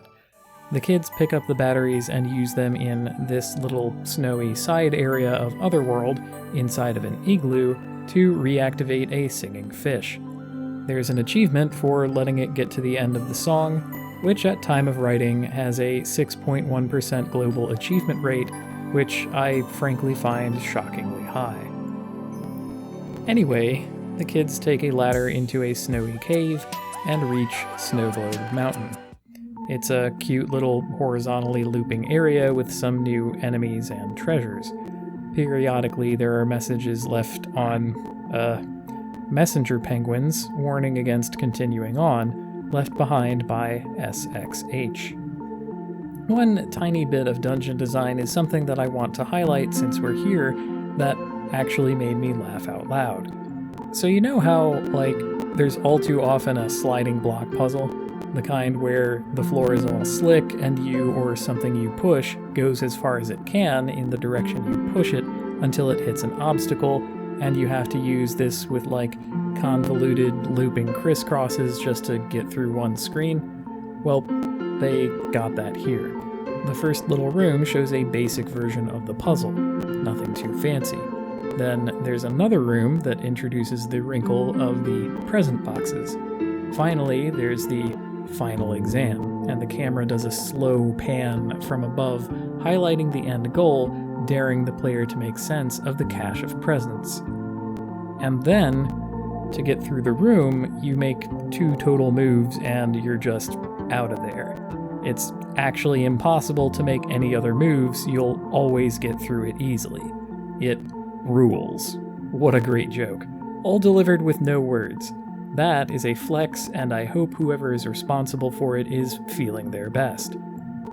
Following this, the team makes it to the summit, where Space Ex-Husband, the SXH from before, rests now completely frozen, trapped in a foul depression following the divorce, which I understand. I get it. For him it's fresh and being kept fresh in the ice, I suppose. But here, Space Ex-Husband, I got you. Here's what you do. You get a cat. Just get a cat, like, for a friend, for your other cat. It works great. Spring you right back out of there. Ahem. Well, for the kids, Space Ex-Husband is a boss fight.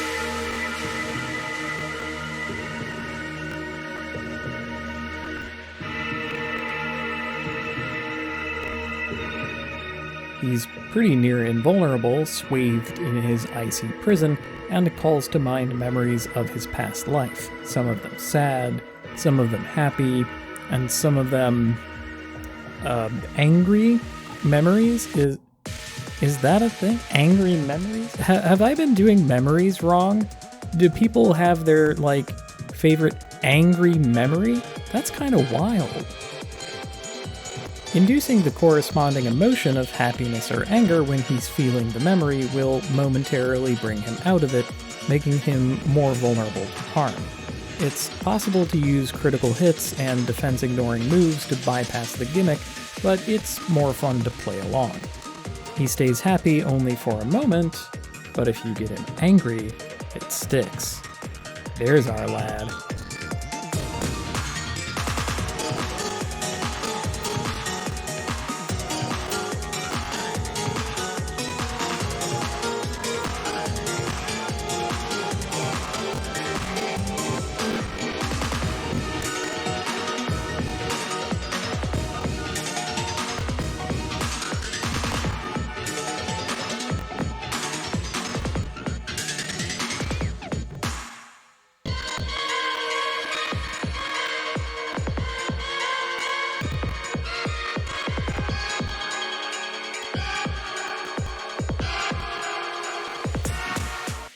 Following this, he shakes off the ice and has a talk with his dad, who tells him to take up the mantle of Captain Spaceboy once more. Hey, just like my dad did for me. And like that, the day is saved for Captain Spaceboy. How nice. There's one major area I'm saving for later, and as I said, lots of places to explore. But to wrap up the summary, we're pretty much done. Omori goes back to white space, we use the menu action to pass back to Raimi. Raimi wakes up and it's time to go. The movers are here and everything's packed up. Raimi gets in his mom's car and the credits play as he watches the waking world go by in the window. So, this chapter is weirdly both too short and too long. Like, there's actually an overwhelming amount of stuff to go and do. If you're on this path, you owe it to yourself to go do the boss rush and fight Perfect Heart and so on, but you can leave at any time. Worse than the extra conflict at the end where we gotta sort out the bad dude who took over the Shire, instead we have an extra chapter of just poking around, and it can be almost arbitrarily long, so yeah, I do think that this is, at the same time, underbaked and overdone. This ain't the souffle. And it's a bit of a letdown as a story, right? I love the climax, black space, it's so excellent, and then to follow that up, we get, well, basically nothing. But I do understand why it works that way, and to figure that out, we have to go back in time, all the way to the prologue. See, we already understand that Mari died. In addition to all the heavy implications and spooky imagery, we also got to effectively see a memory of the funeral.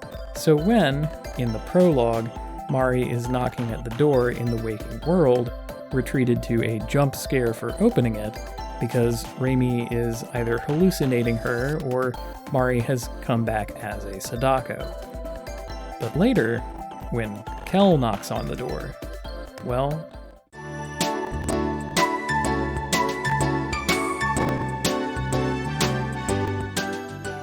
Kel's just sorta, well, there. No jump scares, no spookiness, and better yet, no chores. So yeah, just when I was getting to the part where I talk about how there's way too much video game to this video game, I had to interrupt myself and talk about the entire other part where you spend time with Kel in the waking world of Faraway Town, where Raimi lives and where he and his friends grew up. Kel asks Raimi to hang out and is surprised that Raimi actually answered the door. This part is really cute, too, where Kel admits that he had no actual game planned and lets Raimi take the lead, starting with a little detour to the local hobby store to get a gift for Hiro, of course. The various things in the hobby store make me think the game is set in the United States in the late 90s or early noughties, which was a period in my own life where I would frequent hobby stores, so I felt a personal connection to this little section. I think in real life you'd have to go to one of the larger ones, like a Second and Charles, to find a cookbook, but also I literally own the Final Fantasy XIV cookbook, so... Faraway Town itself is absolutely brimming with charm. You might occasionally spy a purple outlined creature, and talking to them will make them vanish, Raimi's imaginings. If you walk into the street, Kel will stop you because it's dangerous, so you need to stick to sidewalks and crosswalks. There's a kind of overarching side quest to it that's never directly told to the player, where you gain access to everyone's house, and all the people you meet in the town live somewhere in particular. It's lovely. This is strong, functional narrative design, again, with so much of it done without words. Raimi and Kel go to the park, where there's some commotion. Basil is pleading and yelling, and the local scooter gang, with Aubrey in the lead, is telling him to buzz off. So, hey, we did it! We found Basil.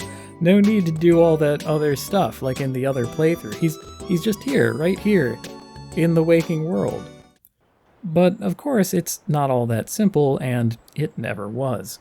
Kel heedlessly intervenes, seeing the situation as Aubrey and her little band of hooligans harassing Basil, and Aubrey gives him an icy stare, seeing the situation as Kel poking his head where it doesn't belong. The kids have grown apart, it would seem, since they were 12. The situation escalates and we get into a fight. Kel uses his basketball and Aubrey has a nail bat. It's a pity, really, that Raimi has a secret passive that makes enemies preferentially target other party members, but it makes sense, both because he hides behind people as a rule, is more or less a permanent wallflower in general attitude, and because in this fight, Kel and Aubrey had been whipping each other into a lather, so it makes sense that they would lock horns. I call it a pity because Raimi still has the calm down skill from before, and it works out here, which gives him more of a mutant healing factor than Wolverine ever had. Like, damn. Priority speed self-heal for 50% of max? Buddy, with a move like that, other people should be hiding behind you. Anyway, it's possible to go the whole fight without having Raimi attack Aubrey, but it is way more likely that you will just do that if you aren't going out of your way to not. So doing so at any point ends the fight, and cut back to faraway town where Aubrey doubles over in pain and asks what the fuck Raimi is doing with a steak knife. The hooligans haul her off, and Kel takes the knife away from Raimi. No more stabbings, it would seem. I believe this is the only time Kel manages to de-escalate anything. Oh, and in case you cheekily try to smuggle the knife into later encounters by not attacking Aubrey with Raimi, she simply notices that you have the knife and the same thing plays out, just without her having a knife wound in the guts, which I think we are meant to believe was just a graze, but also this is a world where Raimi can get beaten half to death and be fully recovered from it in one action, so... Kel and Raimi tend to Basil, who is still frazzled, and seemingly almost more so to see Raimi again after what had been years. There's a reason that media have been using amnesia as a blunt instrument to jam the audience into the shoes of the protagonist forever, and the same reason why it will never go away. It works. No one in town has seen Raimi in years, and Raimi has blocked out the memories of his childhood that would otherwise serve us up context, so because he doesn't have it, we don't get it either. In this, I even think it's a smart choice where in other places it could be trite. Why does Basil seem so nervous? We do not know. The boys escort Basil back home to the house with all of the plants, and he says that Aubrey has his photo album and asks us to get it back. Kel, annoyed that Aubrey would do such a thing, agrees to do so, and so, even in real life, we have a quest on our hands. Raimi and Kel go looking for Aubrey and find some of her hooligans instead, who, one after the other of them in groups, refuse to tell him and spoil for a fight. I especially like the pair of the rowdy little kid and the quiet big kid who is so tall his head gets cut off by the frame. It's delightfully cute. And how, even though Kel was willing, even enthusiastic about getting into a fight with Aubrey, he's not so obtuse or bloodthirsty that he's happy about fighting a kid. Anyway, next up is Mikhail, the Maverick, who wears a wig and refuses to give up the goods. Kel is far more willing to fight this dude because he has a much more punchable vibe. The IRL fights are so goofy. I really love it. In his defeat, Mikhail prepares to do a spirit bomb, and, I mean, to his credit, he does have an aura, but seriously, if you know anyone who does this in real life, they're lame. Grow up. Mikhail tells Kel that Kim and Vance would know where Aubrey is, and Kel figures that they must be in the candy store because they're major sugarheads. And sure enough, there they are. After flat refusing and then turning down a bribe, they finally agree to tell if, you guessed it, they fight. The fight with Kim and Vance is the first one that's very possible to lose, mostly based on variance and the fact that the mechanical space is so small. There's an achievement for losing to them, which can also be a pain because if they make Kel sad, the MP shield effect works in real life too, making the fight near unlosable. Win or lose, Kel tells them that Aubrey went to church. I'm gonna stall a bit here because of my own personal anxieties. During the daytime segments in Faraway Town, Raimi can take odd jobs at the grocery store, pizza place, or hardware store. The hardware store job is my favorite. All you do is sort tools on shelves using a text menu. It's an impressive little bit of engineering given what knowledge I have of RPG Maker for one, but there's something so elemental about putting all these little tools on their right shelves. I don't know. It's nice, right? Organizing things. I'm sure it's possible to hate it too. Oh well. Just wanted to go to my happy place before the next part. Maybe it's just me, but this next scene was among the more unsettling scenes in the game. Just walking into church to go harass someone while the sermon is going. Yeesh. Is this what people who are afraid of spiders feel when there are spiders in games?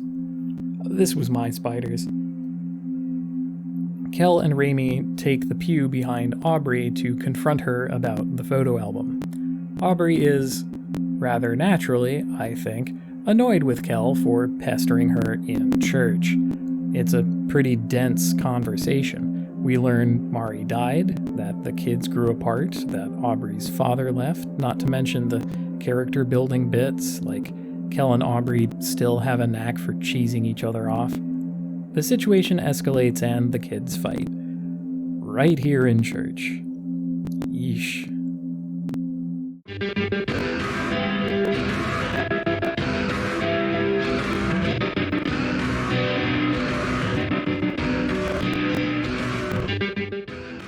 After a few rounds of tussling and shouting and murmurs from the congregation, Aubrey dashes out. Back outside, it's evening now, and Raimi and Kel move on, having come up empty. Kel sees Aubrey throw something away, then he roots through the trash and comes up with the photo album. We did it? Yay! High five! The two go to Basil's house to return the photo album. Kel takes the opportunity to look through it, which is our first opportunity to see the real-world analogs of all the Dreamworld photos. Canny viewers will notice a common theme amongst the missing photographs that Kel, at least, doesn't seem to pick up on, although he does note there are some still missing. We possess the context for picking that up thanks to the Dreamworld photos. Polly, a live-in nurse who is taking care of Basil and Basil's grandmother, invites Kel and Raimi to have dinner with them, and Kel helps out in the kitchen. Basil still, or perhaps again, seems incredibly nervous at seeing Raimi again. The directly textual nature of Raimi being a silent protagonist is in this case spun out into character building and interaction. There's no music here either. It's a pretty effective little scene as the player gets to participate in the act of being an unsettling presence without, perhaps, quite knowing why. Basil's various expressions are the most evocative in the entire game, too. Basil hands over the photo album to Raimi in his grandmother's room and delivers some loaded dialogue. Kel calls them to dinner.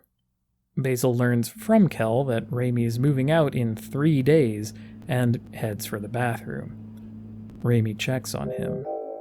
The lights are off, and Basil's eyes take on a supernatural glow. He's muttering, "Everything is going to be okay," like a mantra. The boy is haunted here in the waking world too, and we still don't know what he's talking about, although we can now see the tendrilless shadows extending out from something behind him.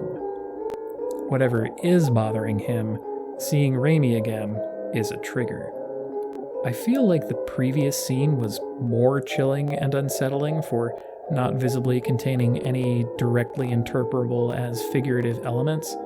This is just the capstone, and recontextualizes the previous one to be even more evocative. Oh, but I do love this kind of thing. Spooky horror oddities juxtaposed with mundane modern life. Raimi is shaken by the experience, and after going back home with the promise to join Kel tomorrow, the darkness creeps in again, and Raimi begins the sequence like before with something in the walls. As before, Raimi confronts the something, learns to focus, and goes to sleep, passing back to Omori and the world of Headspace. We've already been through the 3 days left sequence, the forest, the dungeon, Sweetheart's castle, but without anything being different, the flavor of it is greatly changed. Knowing that Basil is alive and haunted in real life makes everything here, certainly the central quest to find him, feel far more hollow. What good could it do to succeed in our quest? Before getting to Sweetheart's Castle, there's a little offshoot of the Firefly Forest called the Lost Forest. Cats turn into cat spiders and will capture you if not avoided. A gangly, shadowy figure with a lantern called Daddy Longlegs speaks in cryptic terms about the dreamer and the nature of this place, a preface for the encounter in the deeper well later. On each screen, only one exit will carry on further through the forest, and Daddy Longlegs will offer egress after delivering another cryptic hint. In the deepest part of the Lost Forest, Daddy Longlegs will mystically soliloquize before self-immolating, which reveals the H key. The, other key takeaway from this place is the expectation, if not knowledge exactly, that Headspace at large is a place to go to forget, but at the same time, a place to go to remember. But forget about that. Since I feel the need to break things up to simulate the buffer you would have between faraway town sequences, it's possible to, before diving in the hole in Sweetheart's stage, to go to the train station in Vast Forest and take the train. We got a ticket from Captain Spaceboy, after all. I think it's intended for you to check it out on 2 days left or even 1 day left when the sign in the playground has an advertisement for Dino's Dig, but it's pretty flexible. The train itself is a short, spooky sequence, as strangers sitting in the seats have only variations of the same sentence to impart, and after the lights flicker out, a shadowy, deer-shaped something appears and attacks. It calls out to Raimi and finally says, "I'm sorry." When the train stops, the strangers have been turned to toast. Well, that was weird. The team arrives in Orange Oasis, a food-themed desert land where the sand is brown sugar, making it mostly a dessert desert. Dominating the landscape is the Food Pyramid, which features Dino's Dig, a minigame where you pay a fee and then use a spoon to dig up food and secrets. You can find Hector, Kel's pet rock that fell out of his pocket back in the prologue. Hector has a family now, and Hector Jr. joins the adventure instead, which is cute. You can also find a secret code, which indicates an activation order among some shapes. The matching shapes are a few screens east of the pyramid in a cul-de-sac with bread that looks like grave markers, or breadstones, if you will. Clicking the breadstones will play sounds, or bread tones, if you will, and activating the 4 that match the hint, which also happens to be the Quest Complete jingle, will transport the party underground. The next part requires a short swim across an underground pond, which cannot be done until Omori overcomes his fear of drowning in 2 days left, so technically this next part couldn't happen yet, but the rest of Orange Oasis would still be doable, so I'm just lumping it here. That little swim is a mercy, by the way, because the encounters here would be, rather demanding if we hadn't already done a lot of other stuff. Quirky music plays in a small ritual room that has 7 items on shelves at the back, a safe, a ritual portal, and an actual mole. The actual mole warns the party that no good can come from fussing around here and offers transport out. Of course, we're here for the nonsense, so off we go. Grabbing any of the items reveals a number, and all 7 of the items can be sacrificed in the portal to get either a fight, summon an NPC, or activate Spooky Time again. Using the numbers to open the safe, a recipe for disaster is there, indicating the actual mole as ritual sacrifice ingredient. We sacrifice the actual mole, at which point the portal becomes traversable, and the party is plopped in a long hallway with a huge bready boulder dinner rolling after them. Either being crushed or falling in the hole at the end results in the party dying, but Omori does not succumb, instead landing in bread heaven, or brevin, if you will, the way blocked by 3 slices of toast. 3 melons with life jam are there, and Omori uses the life jam to bring his friends back to life. It really works. Incidentally, it is possible to soft lock yourself in this room if you throw away all of your life jam. There's not a strong reason to do so, I just like that sort of thing. Like, the life jam you pick up isn't a special kind that's secretly a quest item or anything, just the regular kind. same as any in your pocket. It's cute. Now that everyone is back to life in Brevin, the party finds the source of the sad moans heard before, a pair of twins endlessly baking bread. Every day it's fresh bread, fresh bread.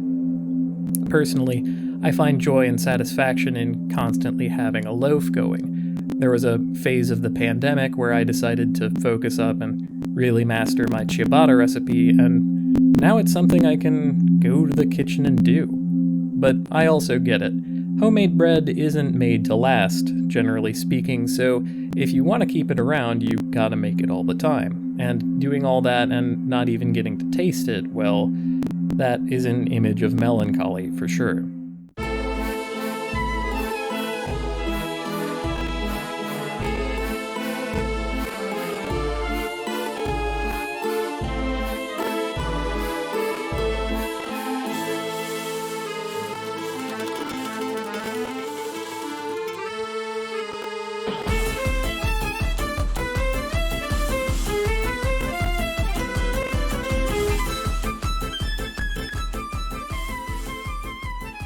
They attack. They are the unbred twins, or the bread honcho, if you will, the avatar of sadness.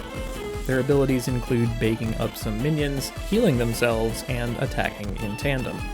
After a few turns, they become sad and can no longer become angry or happy. This deepens to depressed and then miserable. The scaling effects of mood are more apparent in this case, as a 25% juice shield becoming 50% and then 100% is right in your face when the damage numbers get reported. If you only fully juice drain one opponent in the game, it will probably be this one, since they mandatorily will get sad and also can spend turns healing themselves for incredible amounts. Upon their defeat, the team asks the twins why they couldn't just leave through the portal that they used to keep sending bread into the world, or leaven themselves for once, if you will, and then they place a ladder and do so, which provides the party with an exit too. They pop out one by one amongst the breadstones, as well as a bonus melon, which contains the bread phones, which are headphones made of bread, if you will. I do think, although this entire area is strictly inessential to the story, there's enough supporting material here to include it with the summary. It has the third avatar, for crying out loud. I couldn't just leave it out. Again, with some magical hand-waving technology, which you will use to understand that this doesn't happen strictly in this sequence, we're going back down the hole and returning once again to the waking world.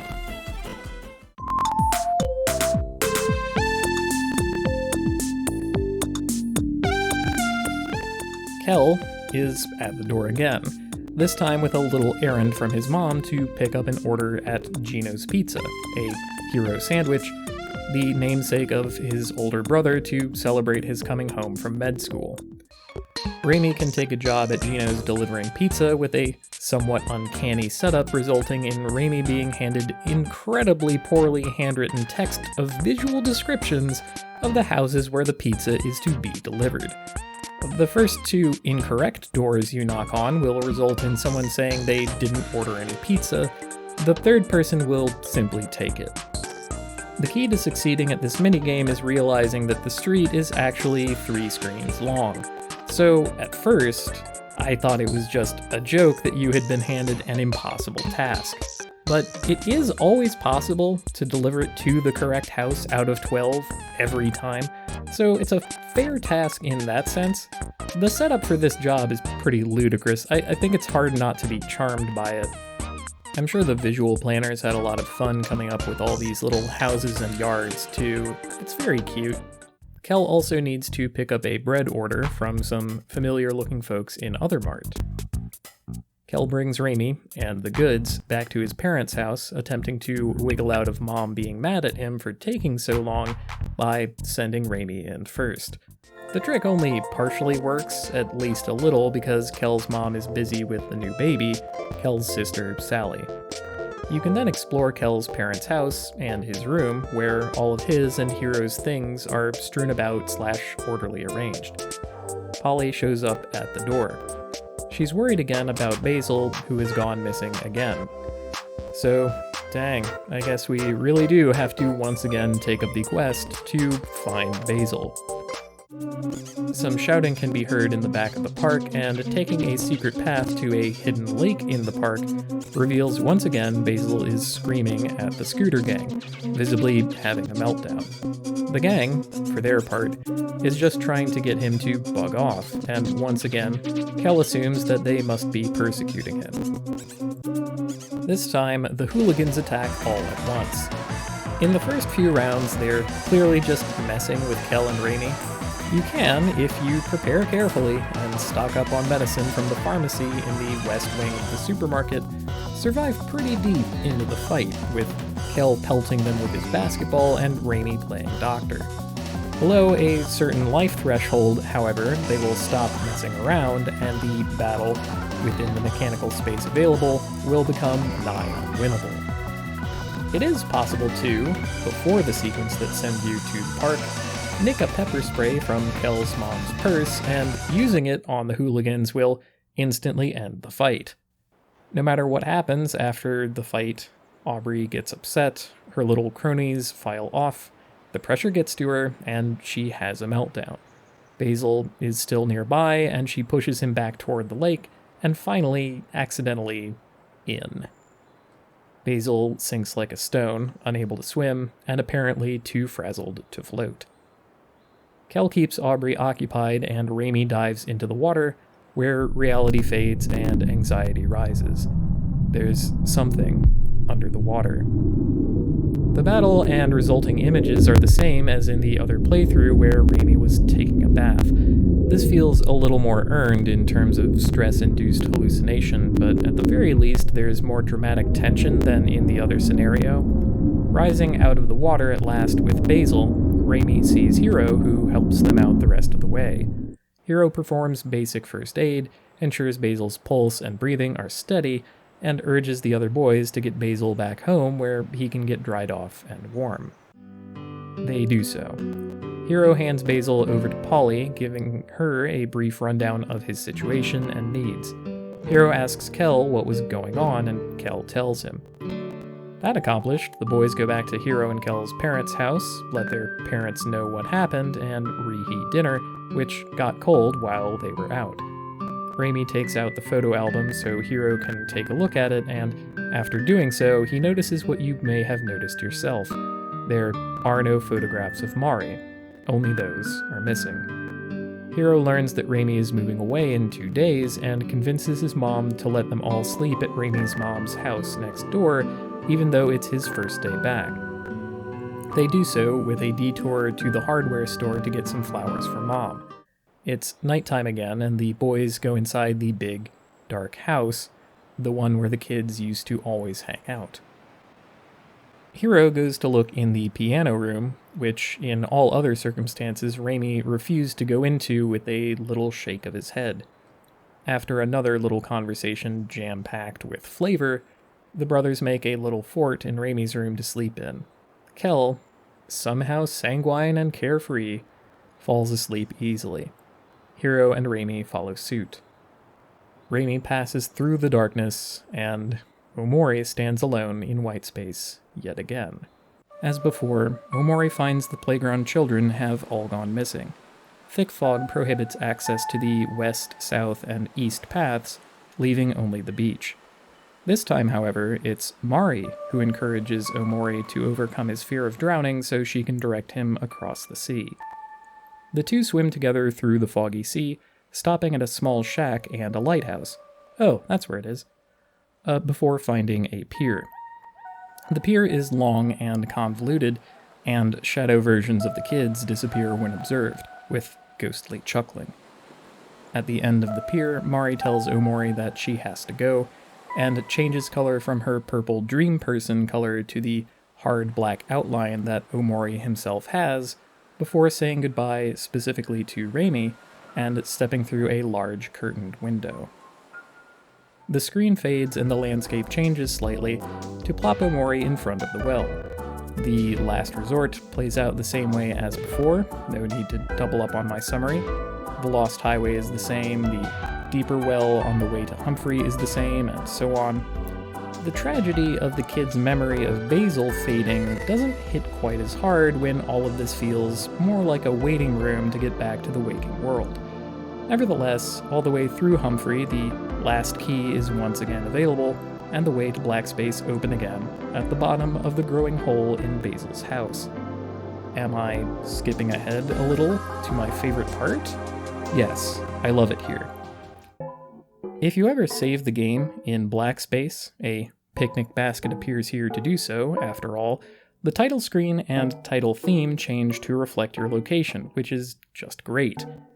The rooms are the same as before, with the same lines from the stranger who is Basil's shadow self. Same repeated rescue of Basil, only for him to die in various grisly ways, and the same one that's actually bad and that I'm not going to talk about again. The church on the mountain beyond the red spotlit door is a little different, however. This time, Basil visibly sinks into the darkness. The stranger merges with him, and Omori is pulled under. He arrives in the blood dimension and walks up to Basil, who is being gripped by several of the red hands, and stabs him, killing him. Omori then ascends to the throne of hands and sits and waits, even understanding the purple outlined beings to be some kind of figment, and even though the visual nature of the violence in question is two tiny pixel people on a screen, it's pretty jarring to watch our title character do a murder. I don't think this scene is as effective as it could have been, for example, having gone through at least 5 different vignettes where Basil dies already. What's one more here? Raimi awakens once again. It's still dark, and piano music can be heard from downstairs. Mari is at the piano and talks with Raimi about how she regrets spending so much time forcing him to practice their music, with how he seemed to hate it. "Maybe I pushed you too hard," she says. Hiro walks in the room and Mari is suddenly gone. Hiro urges Raimi to go back to sleep, and has a moment alone at the piano. Raimi does go back to sleep, but only enough to awaken with the morning. 1 day left.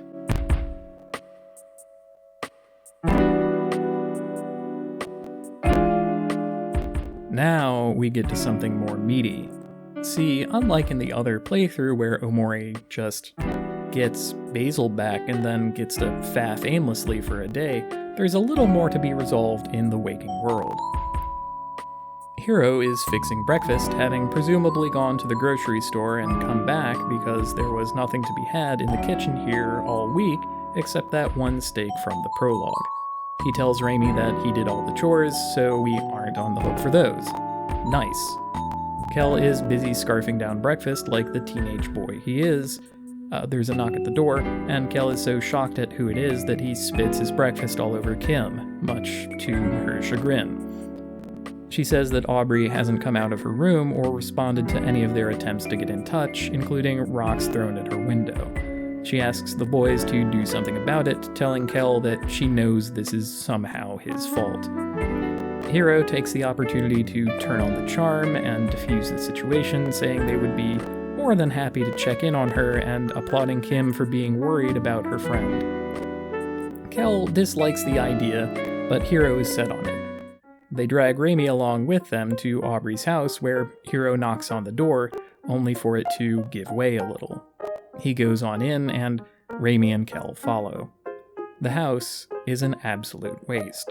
A silent, checked-out woman sits on a couch surrounded by trash and watching static on a television. In the back of the house, a ladder leads to a room in the attic, which is Aubrey's. It's cleaner than the rest of the house and has a crafted vibe. She even has a pet rabbit.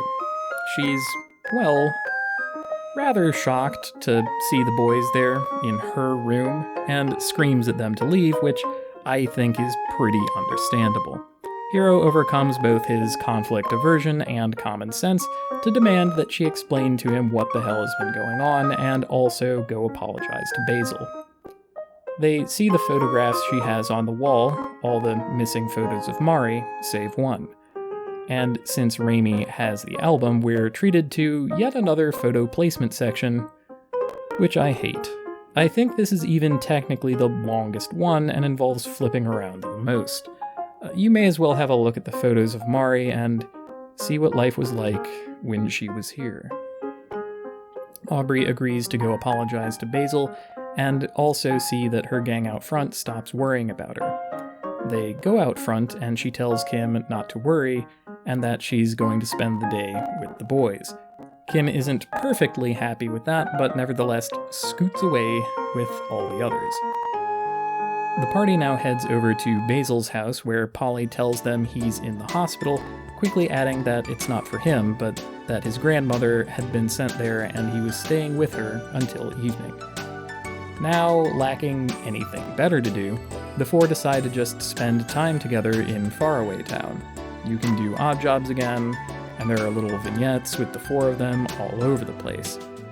You can visit Mari's grave behind the church and leave flowers. If you talk to the flower, the same sprite as the Lily of the Valley in Basil's garden in Headspace, the game asks if you would like to have a picnic with Mari, and the kids will spread a picnic blanket out in the graveyard, which is almost too precious. In particular, I want to mention the Recycletist lair in the back of the park, which lets you do Waking World fights with the full squad, and gives you an IRL tag option with a full array of Polaroids. It's technically optional, but also it rules, so. They decide to visit the old treehouse behind Raimi's mom's house and look at all the stuff they left behind there. The treehouse resembles the kids' room in Headspace, the various toys, a toaster, the cat on the wall, here a calendar, the cards in the center. There's a photograph here too, the last one missing from the album, faded from exposure to the sun. A group shot from when the kids finished putting the treehouse together.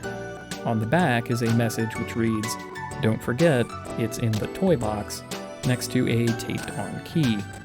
We saw this once before in a chapter transition. The kids put the final missing photo back in the album and complete it. I still hate the interface you have to use to place the pictures, so it's a good thing we're done with all that for good, and we'll certainly never have to use that interface ever again, at all. Hero laments that Basil couldn't also be there. Aubrey is overcome with emotion and rushes out. She lets it all out that she felt abandoned by the rest of them after Mari died, like the others had moved on too fast. How Raimi withdrew from society, Kel got busy with sports, Hero graduated and left, and then about her time with Basil, where he seemed skittish and changed. And then the black marks on Mari's face in the photos had pushed her over the edge. It's a pretty raw little scene. It's always contrived feeling in stories where the entire conflict of, say, an episode of a television drama could be resolved if the characters simply talked to one another and there's no real reason they can't or don't. Here, there are a lot of compelling reasons why those conversations did not happen, only beginning with the fact that the interlocutors involved were like 12 and 16, and ending with the fact that, no, I don't think this could all be resolved with a conversation. Not just one, anyway.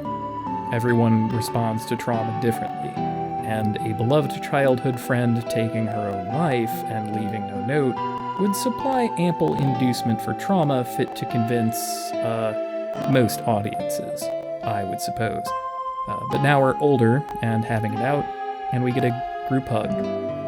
How nice. Feels like a pretty necessary and earned catharsis. For now. This scene makes more clear what the game has been cagey with up to this point.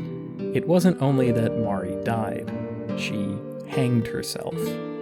One of the lead-ups to Black Space is a whole vignette where Omori talks to a man who is chopping down a tree that has a noose dangling from it, and in this scene, we have Aubrey place a pinwheel to memorialize Mari's death in the stump left behind.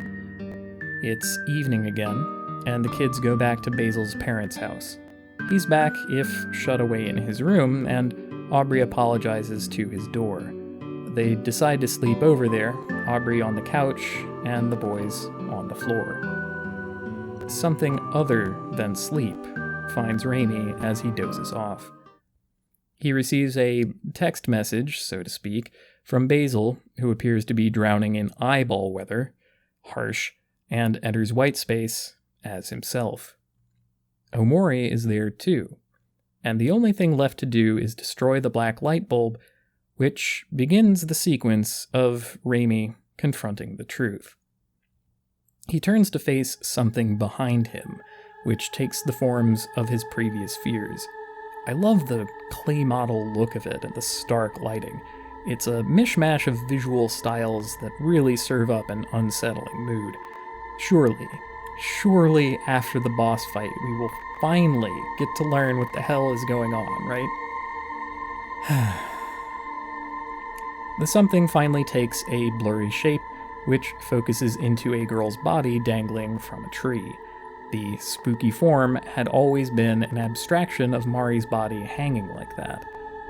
But, we kinda knew that part already. I suppose it's nice to be finally directly shown instead of all the cagey, heavy hinting.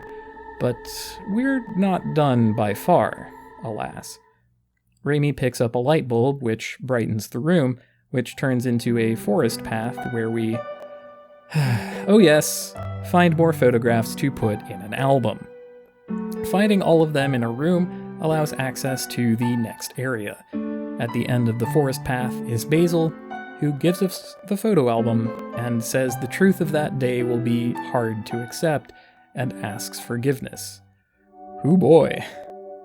The first few photographs don't reveal much of anything, and the rooms themselves evoke episodes from Raimi's past with dark colors and horror theming.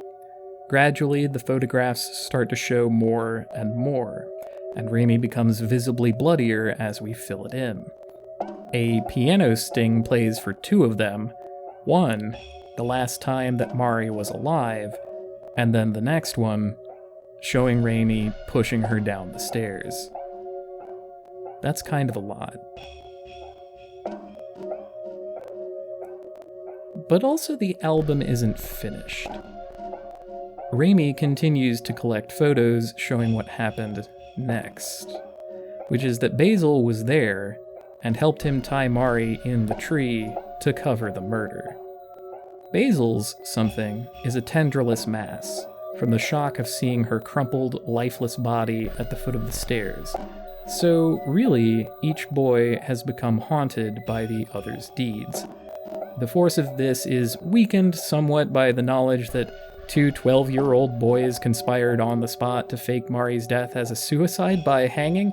It strains credulity, in my opinion, but here we are. After seeing the finished photo album play out, Raimi awakens, and what happens next can go a few different ways. Gonna plop another of those trigger warnings here, the vague description of which is you can get some bad endings for either Raimi or Basil. If you return Raimi to his mom's house and pick up the knife, you enter white space again as Omori, and the only way out is with the stab action again. Only this time, well... The camera returns us to the waking world, where Raimi has a stab wound in the gut and is no longer alive. In this rendition of events, I suppose, Raimi was not able to live with the truth of what he had done, and the omen of the days left framing of the chapter titles comes to fruition. Alternatively, after Raimi wakes up, you can put him right back to sleep, and, well, Basil does something very similar, only with him, it's a pair of garden shears, which, woof. But both of those endings feel a little weak, right?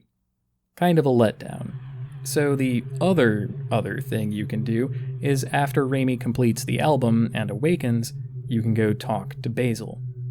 He has been going through something extremely similar, it would seem, only for Basil, the insurmountable, inescapable truth is that Raimi really did push Mari down the stairs, and his denial of it causes him to have a meltdown. Both of our spooky avatars appear, and the battle begins, only Raimi's skills fail to function and are then removed, and there's an energy meter building up. Exhausting all other options, you start attacking Basil, and he hits you back.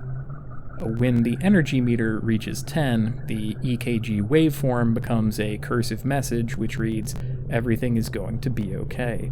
Basil's mantra, and presumably what he had said to Raimi the night it all went down. Raimi has a meltdown, and the return to the fight describes him as stressed out, so it seems he failed his virtue chance roll, as it were. The energy meter is out of whack, Basil's health bar appears when targeted, and attacks make the screen flash red. Basil screams, "Why won't you stop?" and jams something in Raimi's right eye, which blots out half the screen. The battle fades to black, Raimi at 1 heart, missing an eye. From that other ending, Basil presumably got us with garden shears, which... oof. When we fade back in, we're controlling Raimi again in a version of Faraway Town with early morning lighting. Basil is in front of Raimi's mom's house and finally comes to grips with what he did. Raimi enters the house and also talks to Mari, who is at the piano. She also cheers him on, and only after all of this, being told once and reminded twice about the goddamn toy box, are we finally allowed to believe that the hallway closet exists and open it. A light bulb hangs above the box. Inside is the broken pieces of Raimi's violin. Raimi leaves the house and appears in a rainy street. Streetlights turn on and send him back to little cutscenes that play out the memories that are in Basil's photo album. After each, the violin starts mending itself until, after going through several of them, the violin is repaired. In each of these little events, you can talk to the other kids and examine things to get some flavor text. This goes on for a while. After Raimi is inspired by happy memories and emotional support, he gets his music back, arrives backstage the night of his big solo, collapses after playing it, and falls into white space to confront Omori. This battle is brutal in every sense. Omori will use the various nasty skills you get in Headspace, including the truly messed up powerful ones you can only get in the Hikikomori route, which is cute in a way, but also holy smokes do those things hurt. Raimi's moveset now incorporates the violin and a new skill where he calls to mind the well wishes of his friends over the last few days. The numbers are tuned so Omori will act first, except for Calm Down and Cherish, which are priority heals. Over and over again, Omori does not succumb, and the numbers get stricter. The background and soundtrack become more and more deranged after each cycle. Omori taunts us as this goes on, reminding Raimi of the suffering he caused. After finally saying, "You loved her and you killed her," the calm down skill will no longer work, and the battle is over. The player is prompted to continue or not, which is the final branching point. If you do not continue, the two embrace and Raimi drops his violin, finally giving up. Raimi awakens in the hospital and... let's put that trigger warning text back on the screen. He's gonna have a bad end. He walks out a balcony and dives over the railing, plummeting to his death. A wannabe ELO plays over this, the lyrics beginning with "close your eyes" and continuing with Gaijin pronounced Japanese. As a bit of whimsical estimation, if Raimi had been falling the whole time the song plays, the hospital he was in would have around 100 floors and be notable for being one of the tallest buildings in the world. But again, like those other branches, such an ending is facile and shallow. Choosing to continue will result in Raimi standing back up. This time, it is Omori's hand that drops the knife, and Raimi awakens in the hospital room, now decorated with plants and cards from all the townspeople he helped out over the course of the last few days. There's an achievement for getting all of them. Raimi walks into Basil's room, the other kids are there, and for the first time in the game, he speaks. "There's something I need to tell you," he says. we can safely presume he told them all about the murder. It is the most complete, shall we say, of the ways that this little story can go. And although I felt there was rather too much buildup, I mean, just look at all of this that was what it took to get here, it feels like the most honest rendition. It's the only time Raimi even speaks. And I feel, well, cheated, frankly. How does that conversation go? I admit it would be a damn hard thing to write, but baby, there will be a time in your life where you gotta step up to the plate. Go check your watch. It says it's your finest hour. I believe that the distance between where Omori is and where it could have been is spanned exactly by failing to deliver right here at the end. What a wretched waste.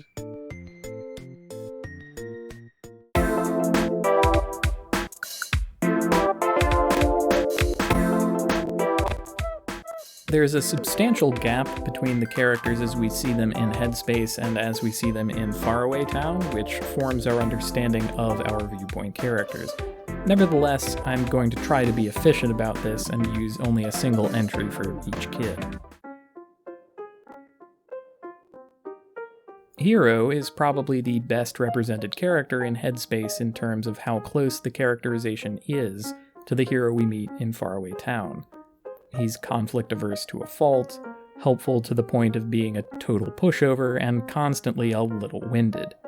In Headspace, he gains the massage ability, which can remove emotion from a target, and most closely evokes drawing down of emotions in and out of battle.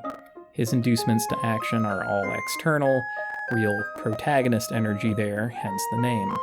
He is nothingness, in a sense, more so than Omori is. His call action spends energy to restore health to one of the other kids and lets them attack a random foe. When the follow-ups evolve, this also restores juice, and heals more heart and juice with the second advancement.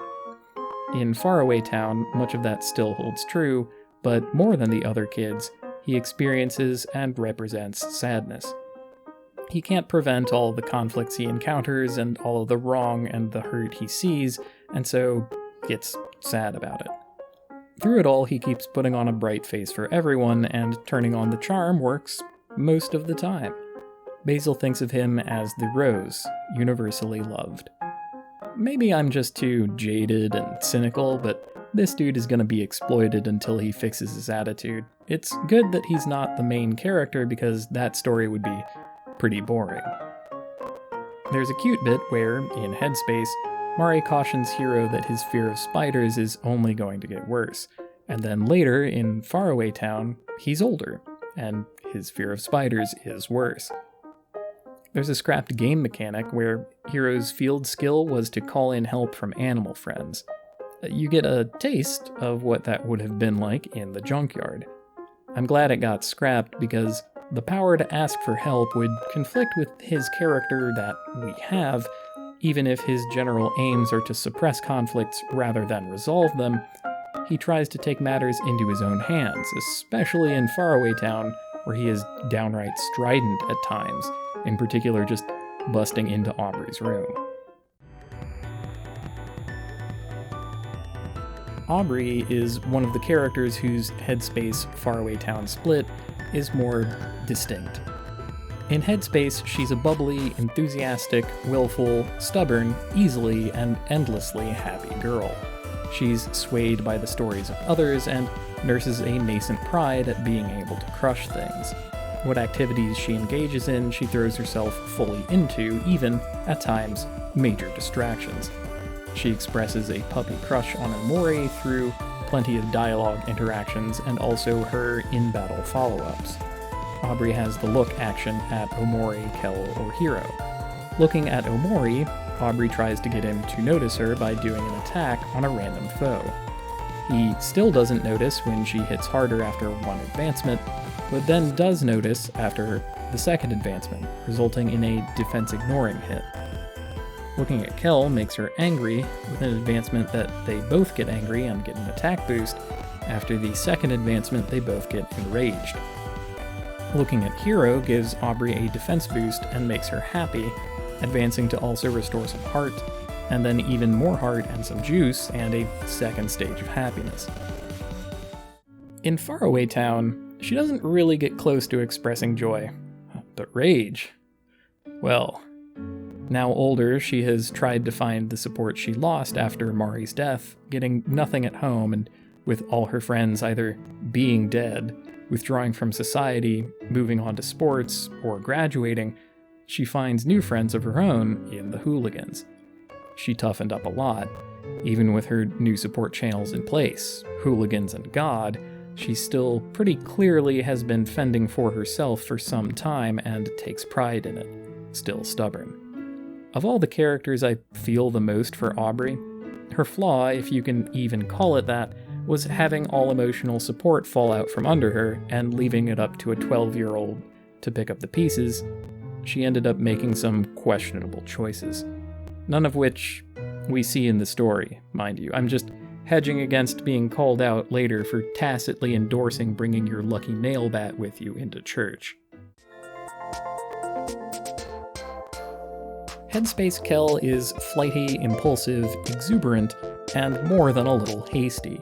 He takes any opportunity he can to show off for others, and if he's anything like yours truly, he learned to run before he learned to walk to attempt to chase after his older brother, recovering from all the bumps such a habit would have caused along the way. Setbacks frustrate him, and he evokes anger foremost. Nothing he does wrong is that big a deal, right? Even forgetting to wash his hands after digging through trash. He has a kind of magnetism to him where everybody is always on his case, and he's a little too dense to recognize what the reasons could be. Kel has the pass follow-up action. Passing to Hero, they perform a literal bros attack that hits all enemies, advancing to deal more damage, and then again to lower enemy attack as well. Kel's pass to Aubrey results in her knocking it out of the park, which hits a random foe, combining Kel's and Aubrey's attack power. Advancement just adds to the damage. When Kel passes to Omori, without advancement, Omori doesn't see the ball coming and gets pelted for 1 damage and becomes sad. At 1 advancement, Omori catches the ball and tosses it, hitting a random foe and making Omori happy. Second advancement, Omori is even more enthused about catching the ball and becomes ecstatic. Faraway Town Kel is good-natured to a fault, letting absolutely nothing get him down for long, and easily joyful to the point of being indestructible. He's simple and a little too dense to recognize that, for instance, rooting through the trash outside of Aubrey's house after hectoring her all day is maybe not a high-five moment. His indestructible energy makes him a little obtuse, but without his dedication to believing the best in people, we wouldn't have much of a story, and he uses his relative emotional imperviousness to take the lead when, for example, Hero is struggling to confront the stump that remains of the tree Mari was found dangling from.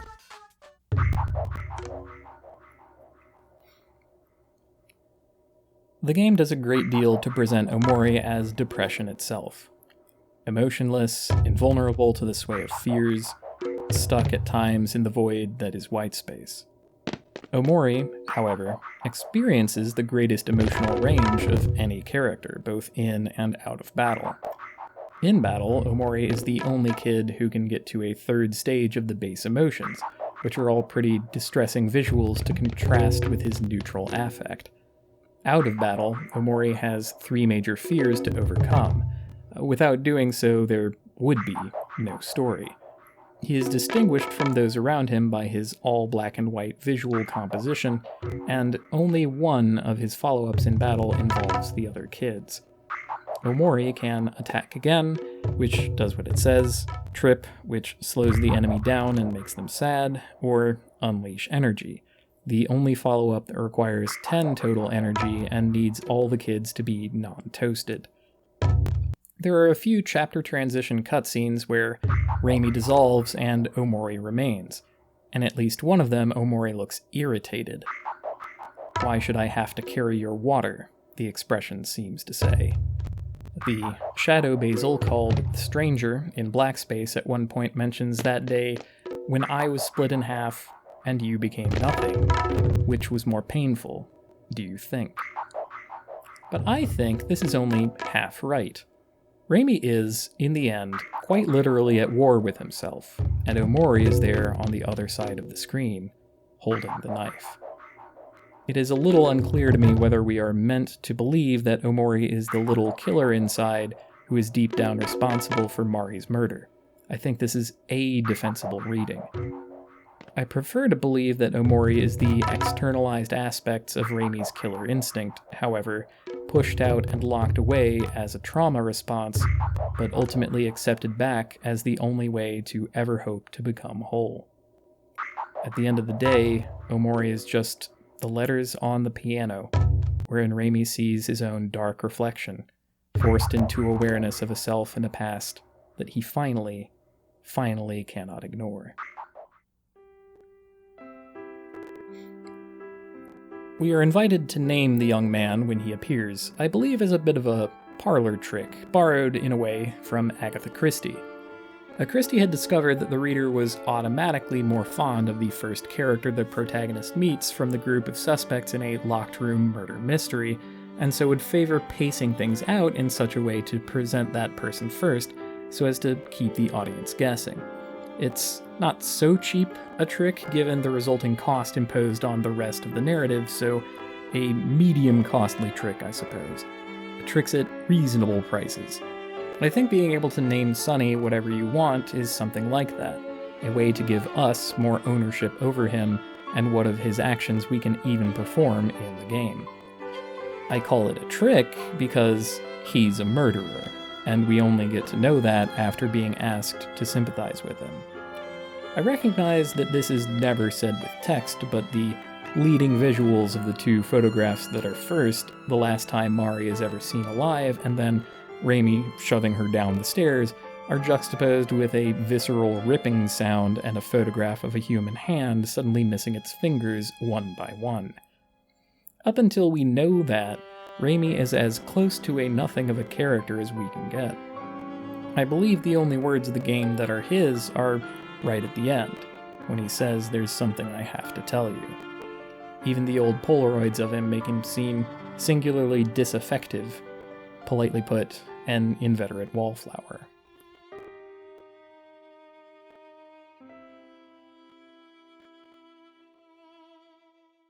Naturally, most of our perspective of Mari's character is in headspace, and thus rather deeply suspect. The patient, endlessly and monotonically supportive heart of the party. We lack any faraway town counterpart to be able to reevaluate or recontextualize who she is in the dream world.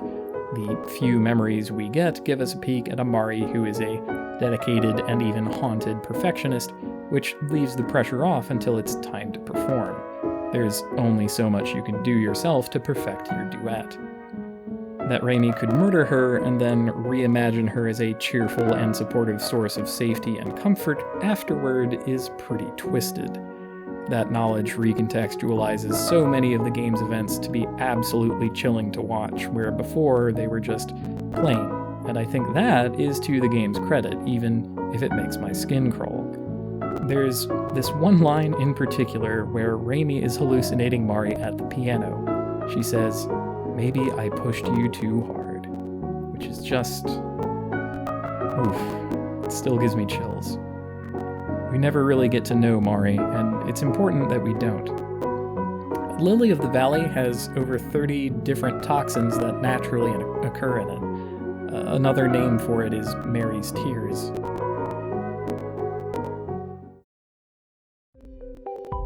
Basil is an interesting case because we get to see barely any of him in Headspace. His character is notable for his absence being the entire driving force of the main plot. In fact, I think that Basil's shadow self, called the Stranger, has more of a presence in terms of total lines of dialogue and the, shadow he casts over the events of Headspace. In the Hikikomori version of the game, the Stranger's presence is that of a mysterious antagonist, whom we defeat to get our friend back, and who goes away with a taunt and a lamentation. Which is understandable, as in the Faraway Town playthrough of the game, we get the perfect context for why the Headspace quest is farcical. I said it a couple times during the summary, but I think it bears repeating. Basil was right there, the whole time, in the waking world, 1 block down and 1 block over. What we see of his Headspace self and his waking world self are actually pretty close. A gentle, fragile boy who loves plants and keeps photo albums as a hobby. Of course, he isn't very well put together in Faraway Town because from one thing to another, he's in pretty constant crisis. Aubrey taking the album, Raimi showing up, Raimi sticking around, a fresh reminder of his own darkness, Raimi leaving in 3 days, setting a strict limit on how much time is left to resolve his own troubles, his grandmother's illness. It's a double shame about Basil's trauma stemming from assisting Raimi with faking Mari's death as a suicide. Once, because that is a wild, super out there, unbelievable, verisimilitude-shattering thing for a 12-year-old to think to do and be capable of, and twice for being literally the only thing holding me back from being fully in his corner. Our recontextualization for Raimi comes with one for Basil as a writer. Without all of that, we might have gotten to see the cheerful, patient, optimistic young man he should have gotten the chance to grow into. The characters are strong. I really feel for these kids. I like how the subtle exchange happens for Aubrey and Kel swapping happiness and anger, and Hiro and Raimi swapping sadness and emptiness. The characters are rich enough that I can expound with confidence and in detail what their Riichi Mahjong playstyles would be if they played that instead of cards. It is rare, alas, to find such excellence in a JRPG.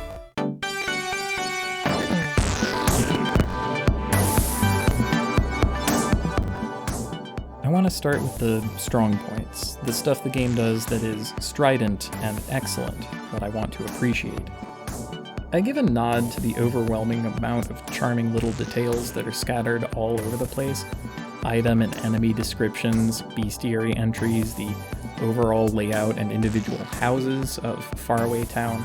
Honestly, just putzing about in a little suburb was incredibly cute. I would play a whole game that was just that. But the characters, as I've just described, of course, the changes to the title screen, little wordless meta jokes like the fact that the last resort is both financially and literally underwater. There's one thing notable by its absence that I also think is excellent. The little town, brimming with generic US Americana, doesn't have any police, and it's full of people who trust each other. Then the superstructure of the game, hinging on the central breakpoint of more dream or explore the town, is well conceived as a form. The genus of the JRPG rarely has so dramatic a choice point as that, and the extra content in Headspace for the choice to have more of the dream world, and to have the entire town and all it entails, if not, is a congruent and reinforcing one, even if it might not be apparent in the moment to the player that that is what is actually going on. I think the structure is even more solid for not having the consequences spelled out on screen.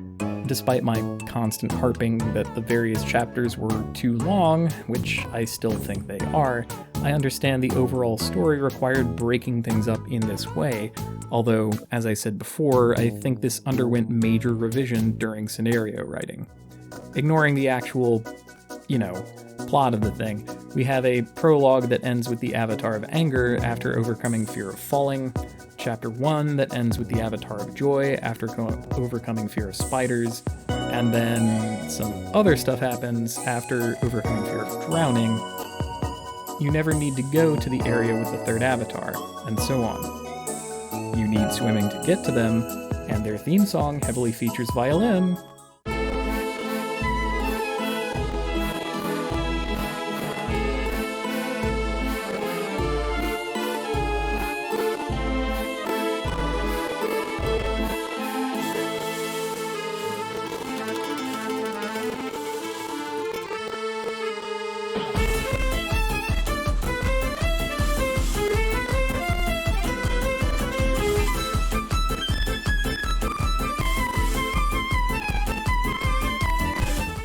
It's easy to imagine that this may have been originally structured to have sadness come next, and that after overcoming fear of whatever it is the commuting sequence is supposed to be. Trains, I guess. But at some point, it simply became impossible to incorporate without having to make major additions to the waking world components that would greatly diminish their impact. But also leaving out the third avatar entirely, especially after you have the battle planning, visual design, and kicking soundtrack all in place, would be a real shame. So, this is what we got. I believe a more disciplined approach to editing would have cut more of the other content and left in the unbred twins. For instance, all of Snowglow Mountain adds so little to either our experience of Headspace or any analog in Faraway Town. A Black Space 2 and The Deepest Well, while again, that is my favorite sort of thing in a JRPG, I think it needed to be cut. All the content I didn't get to see because it was added for the console release, probably cut that also. Trust the plotting you have and tighten that down. So much of the rest is distraction or just bait for video game explainer-style analysis, which is not worth leaving in. That style of criticism will die out because those who partake of it are wieners. I'm sorry you had to hear it from me. Only a loser could make such a thing, and the value it has is too shallow to ever last. Where was I?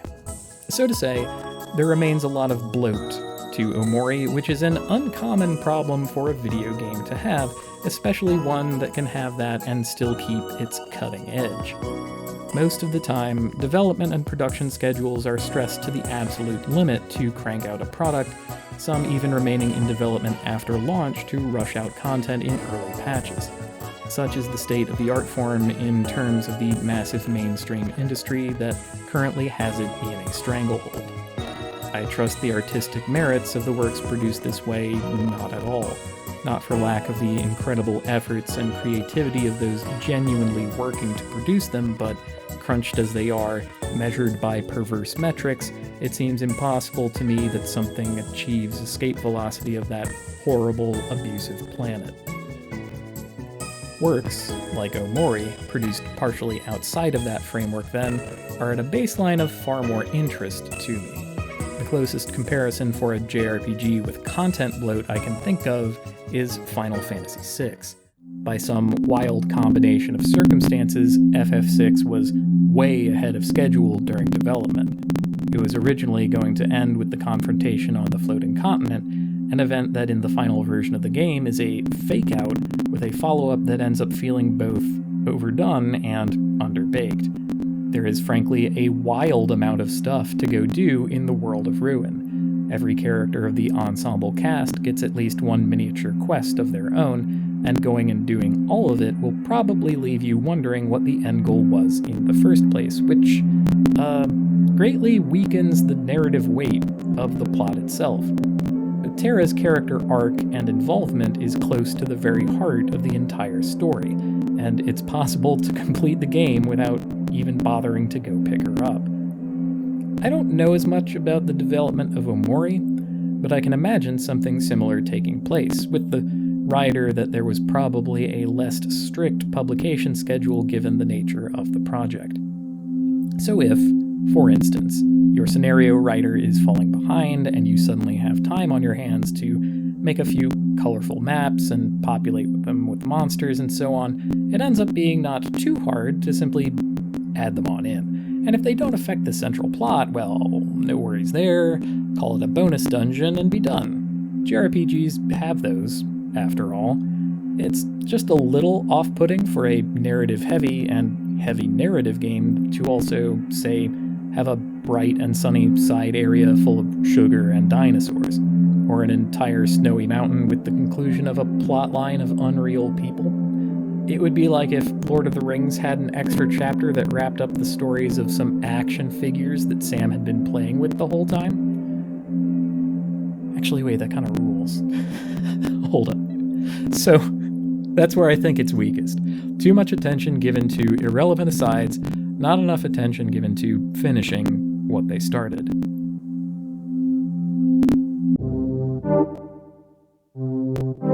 there's something I need to tell you. One reaction image is insufficient catharsis. It is cowardice. You wanted your edgy little twist where you go, haha player, you were the murderer all along. How does that feel? And you wanted nothing to do with actually unpacking what that would mean, what would happen next, how all the kids get to be re-traumatized by having their understanding shaken the way ours was just a little bit before. That conversation would be the hardest thing to write, so they just cut it there, and it's such a letdown. That should have been the beginning of the denouement, but instead, we get a fade to black. Imagining that conversation, given what you know, makes so many little moments from the game itself sickening to watch, where they were charming before anodyne turned repellent. I feel the audience is owed for such a twisted bit of treachery, but the payment never comes.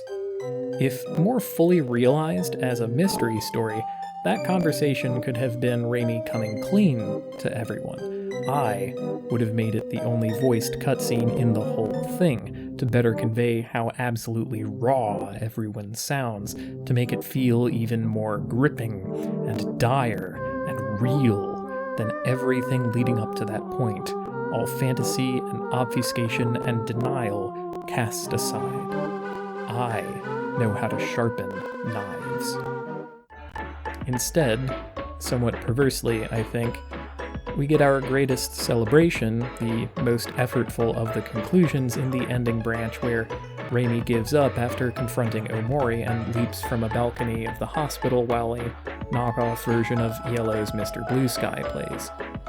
That has an entire music video, and the song was apparently the teaser for the game back when it was new.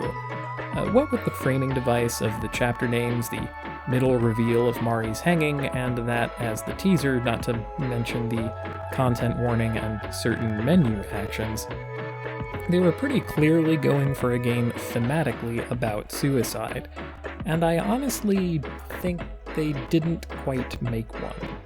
Omori isn't about suicide. Certainly the shadow of it looms long over the game, and there are sort of 4 different children whose suicide we get to see in various branches. Mari's apparent but not actual suicide. If you don't confront Omori but instead go back to sleep in Basil's house, you can peek in the door to see what he left behind of himself. There's Omori with that menu action. Raimi gets 2, one for running away to his own bed and another for backing down from the final confrontation. And still, these are all looming at the edges of the thing, and not the main through line of its theming. Death, then? The name of the thing is the end of the Latin motto, Memento Mori, after all, and there's plenty of memory versus oblivion in there, but no. I think that's either an underdeveloped theme or intentional misdirection. Omori is about memories, and about trauma, and about living. Living and becoming who you truly are, and overcoming the nigh supernatural obstacles you put in place for safety. Overcoming the need to survive with the need to live. That's why it's such a shame that it trips over that right at the end. For a game about living, it drops the curtain right before showing what that might look like. Alas, someday, someone with better writing chops will chip in on a project like this one and do a better job.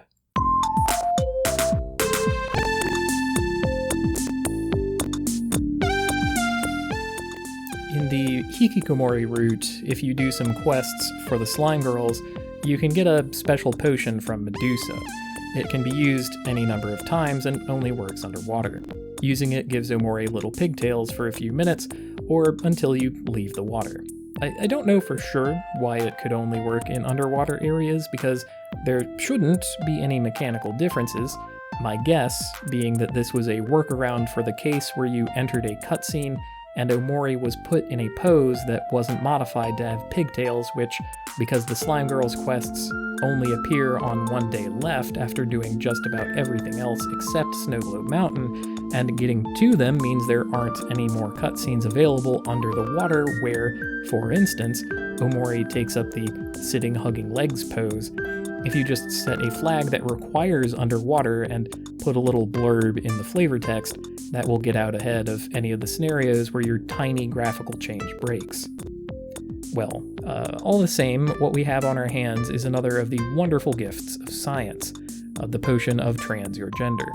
Between that and Basil being a sweet and gentle little flower boy, the entire punk aesthetic of the hooligans, and this little potion of trans your gender, we got what's this? Little bit of queer coding peeking at us? Now coding and the entire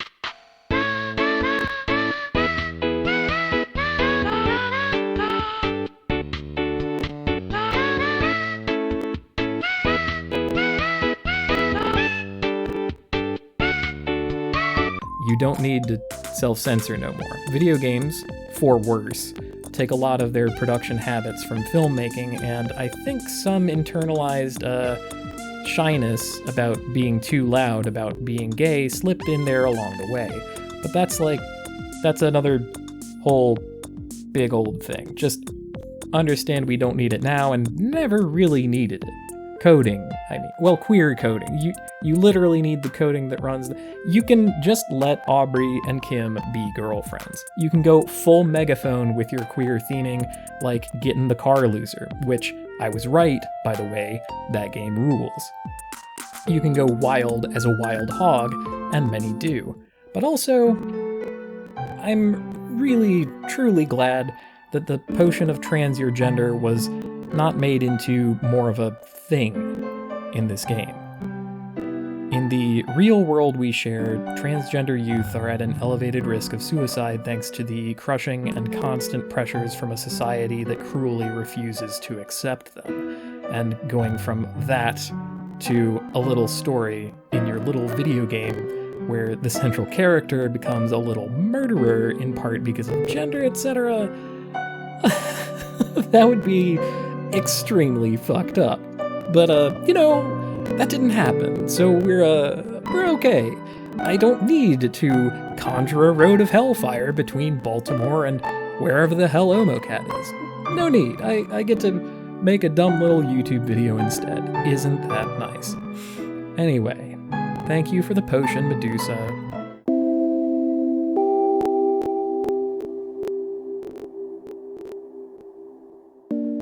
I wanted to leave out anything not centrally concerned with examining the work itself, and this section is strictly inessential to the analysis, but I worry I will rarely have so ripe an opportunity to reveal a poisonous aspect of community building as one centrally structured around a recent work that I perceive to be a problem. In 2022, GDQ had a run of Omori on the schedule, and I couldn't help myself but go and watch it. The playthrough is actually an excellent mishmash of bypassing most of the game in such a way that reveals next to nothing about the story, which leads to surreal little bits of humor like saying, "I loved this game, it made me cry. Anyway, now we're going to throw some spoiled milk at a boss." Throughout the whole thing, as happens with many online communities, there was a call and response where someone from the comments would say, "I love Omori," and the couch would reply with the same. Omori. I love Omori. I love Omori. I love Omori. I love Omori. Who says, I love Omori? I love Omori. I love Omori. Also, I don't want to go anywhere near the Omori chord, and I probably don't want to meet any of them on the street. This is the hallmark of a system I have come to call cargo cult of personality, where all the external technicalities of a system are used as decorations of a space. You may have seen something like this happen around you, where little in-groups develop their call and responses, where certain things are considered essential and laudable and others jank or kuso, and none of the reasoning is ever explained to outsiders if it was ever reasoned into being in the first place. It was heartbreaking to learn that such a thing had happened to an online space centered around this video game, of all things. It would be a little tone-deaf to, for example, release a calendar with illustrations of the kids having a nice time throughout the seasons. It would speak to a lack of understanding of the fundamental message of the source material, which is a pretty wild thing to see coming from the source. While there is plenty about the video game Omori that can be co-opted to make memes and so on, doing so is hardly a way to celebrate it. It is a way to hollow it out and wear the skin. I don't love Omori. But by doing the work of understanding and sharing, I'm doing more to love it than anyone who just reflexively makes the claim while winking to others in the know. Omori has a knife, and it hurts. So I felt it was necessary to hurt it back.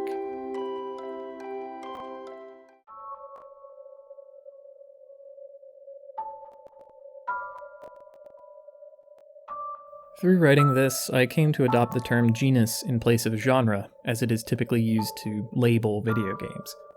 Video games have always maddeningly double-applied genre to refer to both mechanical identity and narrative theming, and left the audience to make sense of it themselves. In particular, the horror genre of game is wildly mechanically diverse, let alone how dramatically thematically diverse it is, and in part, the misapplication of genre is responsible for games being, well, shite when they don't need to be. Genus, though, I find useful for now. Genre can remain as it is for video games as it is for novels or movies, baseline thematic expectations. I borrow genus from biology, related by kind, also hinting at the ways in which games evolve over time and build upon, iterate, and borrow from each other, the mechanical expressions of a system as played. The word is even the same length and starts with the same 2 letters. All to say, I keep the turn-based JRPG in my back pocket as a beloved genus because, by their nature, dexterity obstacles are practically non-existent, leaving behind planning, management, and evaluation as tested skills. You get to see numbers go up in a genus that actually requires and makes use of them, not like with the RPG-like progression systems that literally everything has tacked on like an extra toe nowadays. And also, like Omori, the thematic applications, the genres that the genus accepts, are vibrantly diverse, less bounded than others. You truly never know what you're going to get thematically, while staying within a familiar and accepting play space. That lack of genre foreknowledge makes the genus a more powerful vehicle for comedy and horror in particular, as both rely on subverting expectations. And every now and then, you get to experience something truly special. And I've talked myself into it. Omori is something special. Falls a little short, could do with some major restructuring or editing to bring the areas in line, but it did manage to pull a trick on me where I wish I could go back to the first time I played. Back to the lie, where I didn't know I was playing as a murderer. Back when my cat was alive, when I was sure he would live through the year.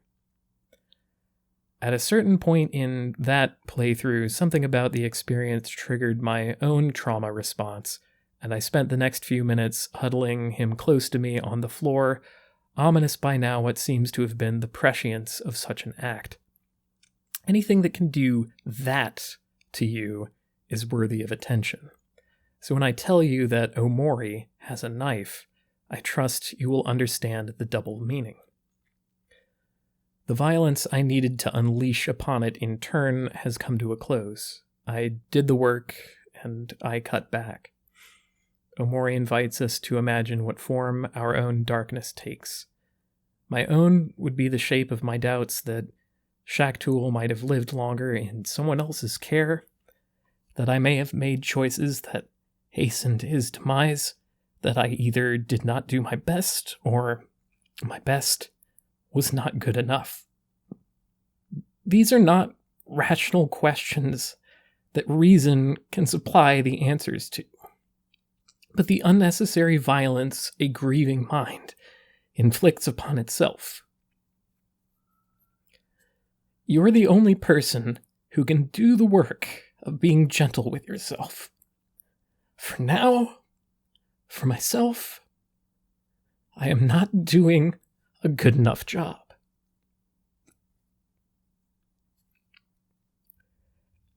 Oh, geez, I can't let it go out like that. Here's a Photoshop I did of that soulless Obama portrait by Robert McCurdy. And enjoy.